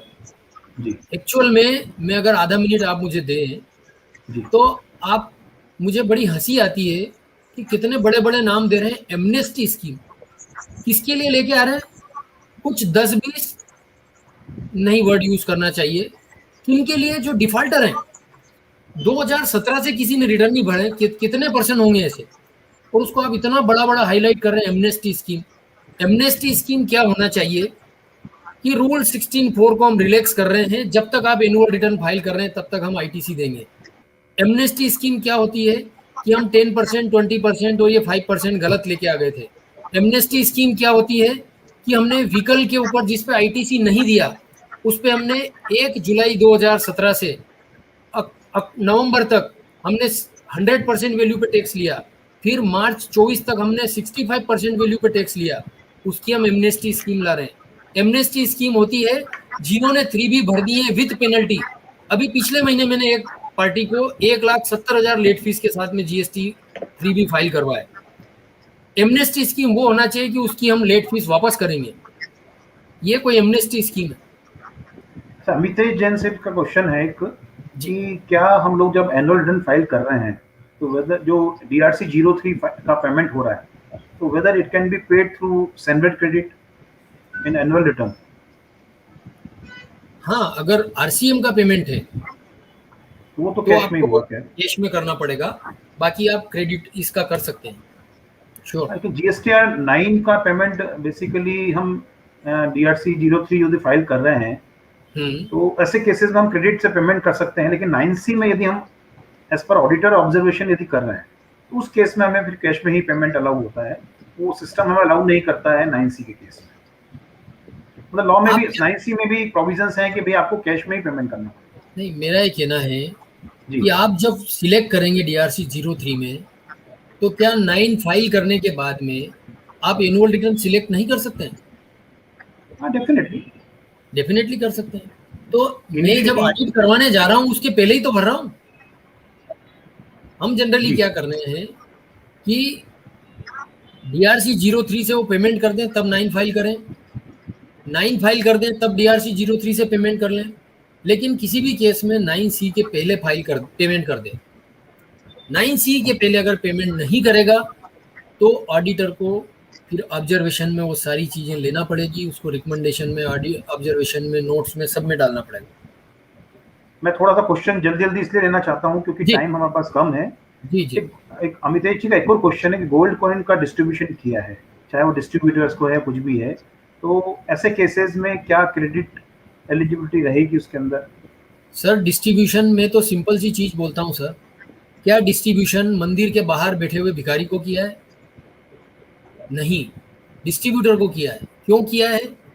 क्योंकि उसने सर्टेन टारगेट्स अचीव किए हैं, तो जीएसटी उसका आईटीसी बिल्कुल मिलेगा। ऐसे केसेस में फ्री सप्लाईज या जो भी हमारा 70+5 ऑफ सेक्शन 7 क्यों है? फ्री सप्लाई कहाँ है? अरे 1 पर 1 फ्री शर्ट दे रहा हूँ। किसको दे रहा हूँ? जो एक शर्ट खरीद रहा है, जो कंसिडरेशन मुझे दे रहा है। मैं टारगेट डिस्काउंट, मैं ये गोल्ड दे रहा हूँ, गोल्ड कॉइन दे रहा हूँ। क्यों दे रहा हूँ? टीवी दे रहा हूँ या कोई भी बहुत सारी स्कीम्स चल रहे हैं। क्यों दे रहा हूँ? क्योंकि उसने सर्टेन टारगेट से अचीव किए, उतना कंसिडरेशन मुझे मिल चुका है, तभी तो मैं दे रहा हूँ। इसको मैं सिंपल यदि चैलेंज ही करूँ उसको सिंपल कि दिवाली के टाइम पे एकदम ऑनर जो भी है वो प्रिंसिपल जो भी है उसको एकदम लगता है कि नहीं इस बार बहुत मेरा टर्नओवर बहुत अच्छा हो गया है, मैं सभी को गोल्ड कॉइन डिस्ट्रीब्यूट करना चाहता हूँ। This is not linked with any supply, मतलब कोई ऐसा नहीं है, कोई ओकेजन है उस कारण से उनकी इच्छा आ गई कि देना है मुझे। सबको, किनको? जितने भी डिस्ट्रीब्यूटर्स हैं सबको हम लोग एक एक गोल्ड कॉइन जो है वो डिस्ट्रीब्यूट कर रहे हैं। तब भी ये लिंक नहीं है मेरे हिसाब से, तब भी ये इन द कोर्स ऑफ फर्दरेंस है, ये गिफ्ट नहीं है, वॉल्यूंटरी नहीं है, कहीं ना कहीं बिजनेस कंसिडरेशन है। अच्छा, इसमें एक चीज और आती है चैलेंज जी, क्योंकि ये तो डिस्ट्रीब्यूटर जो है वो रिलेटेड हो गए, किसी कारण से हम लोग जो यदि कोई ऐसे इंडिपेंडेंट पर्सन्स हैं उनको हम लोग यदि कोई देना चाहें तो यदि कोई नॉमिनल वैल्यू चार्ज कर लें ताकि हम लोग इस प्रोविजन से बच जाएं, तो क्या हम 100 रुपए की चीज को 1 रुपए यदि बिलिंग कर दें तो क्या आईटीसी मुझे 100 रुपीज की पूरी मिल जाएगी? आप रिलेटेड पार्टी की बात कर रहे हैं? नहीं, अदर देन रिलेटेड में कंसिडरेशन आपके हाथ में। जी मान लो जैसे आप बात कर रहे हैं कि मैंने दिवाली पे डायरी कैलेंडर्स छपवाए, जी उनकी कास्ट है समझो 1000 रुपए पर डिस्ट्रीब्यूटर, और आपका कहना है कि मैंने नॉमिनल 10 रुपए चार्ज कर लिए, कौन रोकने वाला है? मेरी इच्छा। ला कहाँ मना कर रहा है उसके लिए? वैल्यूएशन रूल कहाँ मना करते हैं? ट्रांजैक्शन वैल्यू जो होगी जी वही फाइनल होगी। एक आरएस गोयल साहब का, चूंकि आपने एक ओपिनियन अपना दिया था कि यदि हम as a chartered accountant professional यदि हमने बिलिंग किया है और हमारी सर्विस कंप्लीट हो गई है तो ऐसे केसेस में हम उसका क्रेडिट नोट इशू नहीं कर सकते। तो थोड़ा सा कुछ हमारे जो भी पार्टिसिपेंट्स हैं, सुनील जैन साहब का भी है या आरएस गोयल साहब का भी ये व्यू है कि उसके अंदर इनवॉइस यदि हमने रेज की, सपोज हमने कोई सर्विस देने के लिए इनवॉइस रेज कर दिया है, 1 लाख रुपीज का इनवॉइस रेज कर दिया है और बाद में वो सर्विस मैं नहीं दे पा रहा हूँ, तो क्या ऐसे केसेस में मैं क्रेडिट नोट इशू नहीं कर सकता हूँ? सर मैं आप वो एक सेकंड के लिए आप ये निकालें कि क्रेडिट नोट की कंडीशन क्या है जी, क्या बोल रहा है वो। देखिए, जहां तक ये क्रेडिट नोट आप इशू क्यों करेंगे? डेफिशिएंसी इन सर्विस के लिए, जी है ना? सर्विस ही नहीं हुई हमसे यहाँ पर, तो क्योंकि किसी कारण से मैं सर्विस ही नहीं दे पा रहा हूँ, मेरा एग्रीमेंट हुआ, मैंने इमीडिएटली उनसे बिल रेज किया हूँ। तो मैंने वही तो एग्जांपल लिया था। अगर सर्विसेज ही नहीं दे पा रहे तो डेफिशिएंसी इन सर्विसेज है, credit note can be issued. मेरा क्वेश्चन खाली ये था कि अगर मैंने ऑडिट का वर्क किया है, उसका इनवाइस मैंने 1 लाख का रेज किया है, लेकिन अगर वो 20,000 का पेमेंट मुझे नहीं कर रहा है और उसके लिए अगर मैं क्रेडिट नोट इशू कर देता हूँ तो ये बेड डेट्स रिटर्न ऑफ है, और बेड डेट्स रिटर्न ऑफ के लिए आपको आईटीसी का बेनिफिट नहीं मिलेगा। आप भले ही क्रेडिट नोट इशू करें उसको, उसने कहा मैं पैसे नहीं दूंगा तो आपने क्रेडिट नोट इशू कर दिया। क्या हम उसको डिस्काउंट कंसीडर नहीं कर सकते? जैसे सुनील जैन साहब भी हैं, उनका एक व्यू था कि साहब क्या हम उसको एक डिस्काउंट, किसी को भी कोई भी डिस्काउंट दे सकते हैं? डिस्काउंट कैसे दे सकते हैं? डिस्काउंट के लिए तो क्लियर कंडीशन दी हुई है, सेक्शन 15(3) आपने अभी पढ़ा था जी जी कि at the time of supply है तो कोई इशू नहीं है, आफ्टर है तो प्री कंडीशन एग्जिस्ट होना चाहिए। तो प्री कंडीशन एग्जिस्ट थी क्या? एक पहलवान दादागिरी कर रहा है कि 1 लाख की फीस आपने लगा दी, मैं तो 10,000 ही दे रहा हूँ, क्या करना आपको? आप क्रेडिट नोट इशू कर दो, बोले 90,000 का क्रेडिट नोट ले लो, मेरे हिसाब से आईटीसी कम नहीं होगा, मतलब आपकी लाइबिलिटी कम नहीं होगी। या हम अपने क्लाइंट से या कहीं भी ऐसा लिखवा लें कि आपकी सर्विसेज से मैं सेटिस्फाइड नहीं हूँ और इस कारण से मुझे एक 10,000 रुपए का मैं पेमेंट आपको नहीं कर रहा हूँ, उसको डेफिशिएंसी मानते हुए मैं उसका क्रेडिट नोट इशू कर दूँ। मैंने आपको बोला कि अगर डेफिशिएंसी आप डिटरमिन कर सकते हैं, जैसे मैंने अभी एग्जांपल लिया था कि मुझे 30 डेज इंटरनल ऑडिट करना था, ये रियल एग्जांपल है जी। 15 दिन गए बच्चे और बाद में 5 दिन में मैंने घर से ही खत्म कर दिया उसको, तो उन्होंने कहा कि यार 1/3 फीस कम कर लो, कम कर ली हमने। ये आपकी डेफिशिएंसी इन सर्विस हो सकती है, एक रीजन हो सकता है। ओके। लेकिन आपने ऑडिट किया और आप बोल रहे हो कि डेफिशिएंसी इन ऑडिट, उसका मैं क्रेडिट नोट दे रहा हूँ। मुझे लगता है कि 10,000 का क्रेडिट नोट देके 1,800 रुपए बचाने के बजाय हमें क्रेडिट नोट देना ही नहीं चाहिए। ओके। उसकी दूसरी कंडीशन और समझ लीजिए, आपको उसका बेनिफिट तभी मिलने वाला है जब सामने वाला वो आईटीसी रिवर्स कर दे। एक इम्पोर्टेंट क्वेश्चन, बहुत इंपॉर्टेंट क्वेश्चन मुझे लगता है हर्ष जाजू जी का है कि where to claim ITC pertaining to the period between death of sole proprietor and date of new registration. इसमें क्या हो रहा है कि जो सोल प्रोप्राइटर है उसकी एक्सपायर सपोज 1 जून को हो गया है and if I am getting registration on 11th of June, so what about the ITC for this period, transitional period 1st June to 11th of June? देखिए, मेरा ये स्पष्ट मानना है कि 11 जून तो छोड़े, हमारे यहाँ 13 जून तक तेरवा होता है, तो उन 13 दिन में कोई ट्रांजेक्शन करना ही नहीं चाहिए। जिस पर्सन की डेथ हो गई, अभी कुछ क्लाइंट्स ने ऐसा किया है, वो करके मेरे पास आए, मैंने कहा बिल्कुल गलत किया है। चेक बुक बहुत सारी ब्लैंक उनके पास साइन किए हुए थे, उन्होंने सब ट्रांसफर कर लिए पैसे इधर उधर। एक केस में 55 लाख रुपए का ट्रांसफर किया है, तो करना ही नहीं चाहिए। दूसरा, अगर कोई इनवाइसेस पहले से इशू हो चुके थे 1 जून के पहले से और उनकी डिलीवरी बाद में आ रही है, तो आप मई के रिटर्न में उसका क्लेम ले लीजिए आईटीसी। लेकिन 1 जून से 10 जून के बीच तक आपने ट्रांजेक्शन किए क्यों उनके नाम से? और अगर कर लिए हैं तो आप अपने सप्लायर से नए रजिस्ट्रेशन में वो सारे इनवाइसेस ले सकते हो, अगर एडजस्टमेंट पॉसिबल हो तो ठीक है। अदरवाइज फिर रास्ता यही है कि आप 11 जून तक वो फर्म को चालू दिखाओ, मतलब किसी पर्सन की डेथ के बाद भी एज ए लीगल हेयर आपने उस फर्म को चलाया और उसका आईटीसी ले आओ, फिर जो डिपार्टमेंट के साथ डिस्प्यूट होगा उसको फेस करेंगे। या बेटर है हम लोग रजिस्ट्रेशन के लिए अप्लाई करके और विद इन 30 डेज की जो हमें क्रेडिट एलिजिबल होती है, जिसमें और सेल हमारा जो बिल बनते हैं हम उसको रिवाइज करके वो प्रोसीजर जो नया रजिस्ट्रेशन में होता है, क्या मैं हम वही उस बोल रहा प्रोसीजर को जी उसमें जा सकते हैं। तो बेटर वही 18 मुझे मेरे 18(1)(a) में दिया हुआ है उसका प्रोसेस, जी 1A और 1B। ओके। और सुदीप गुप्ता जी का जैसे अभी चार्टर्ड अकाउंटेंट्स वाला मैटर के लिए बातचीत हुई थी कि चार्टर्ड अकाउंटेंट्स को भी गवर्नमेंट द्वारा कहीं न कहीं सर का बहुत बहुत धन्यवाद। दिया सर जाता बड़े है। एक्टिव सर बड़े एक्टिव दिख रहे हैं मुझे। जी सर, जी हाँ सर। नहीं बिल्कुल। तो इसके अंदर उनका ये व्यू था कि केवल यदि चार्टर्ड अकाउंटेंट्स के कहने पे और उसके खुद के बेनिफिट के लिए यदि कोई कार्य हो रहा है तो ही ऐसे केसेस में चार्टर्ड अकाउंटेंट को होगा। सपोज कोई जो क्या हमारा चीज क्लाइंट है, प्लीज प्लीज काय के लिए मैं 132 आपको की बात कर रहे हैं क्या सर? ये जो सेक्शन 83 उसके अंदर जो हम चार्टर्ड अकाउंटेंट्स को भी प्रोविजनल डिपार्टमेंट अटैचमेंट की द्वारा बात कर रहे हैं ना सर? सर प्रोविजनल अटैचमेंट कब होगा? पहली चीज तो कमिश्नर के दिमाग में आज आया कि एसके पोरवाल एक फेक कंपनी के साथ जुड़ा हुआ है और उनने बोला कि इसकी प्रॉपर्टी अटैच कर लो। ऐसे नहीं हो सकती है सर। प्रोविजनल अटैचमेंट के लिए सबसे पहले मुझे शोकाज देना होगा। मैंने खाली ये बताया कि 83 के प्रोविजन भी हैं तो हम ध्यान से काम करें, लेकिन अगर वाकई में अटैच करना चाहते हैं वो, तो सबसे पहले तो शोकाज नोटिस इशू करना होगा, उसके बाद एडजुडिकेशन होगा, ऑर्डर होगा। उस ऑर्डर के बाद भी 3 महीने का पीरियड है उसमें 83 में। अगर 3 महीने तक मैं पेमेंट नहीं करता हूं तब अटैचमेंट की बात आएगी। तो उसके पहले तो मेरे पास अपील और बहुत सारे तरीके हैं, अगर मैं इनोसेंट हूं तो। मेरे ख्याल से काफी और क्वेरीज भी हैं, लेकिन हमारे पास समय की कहीं न कहीं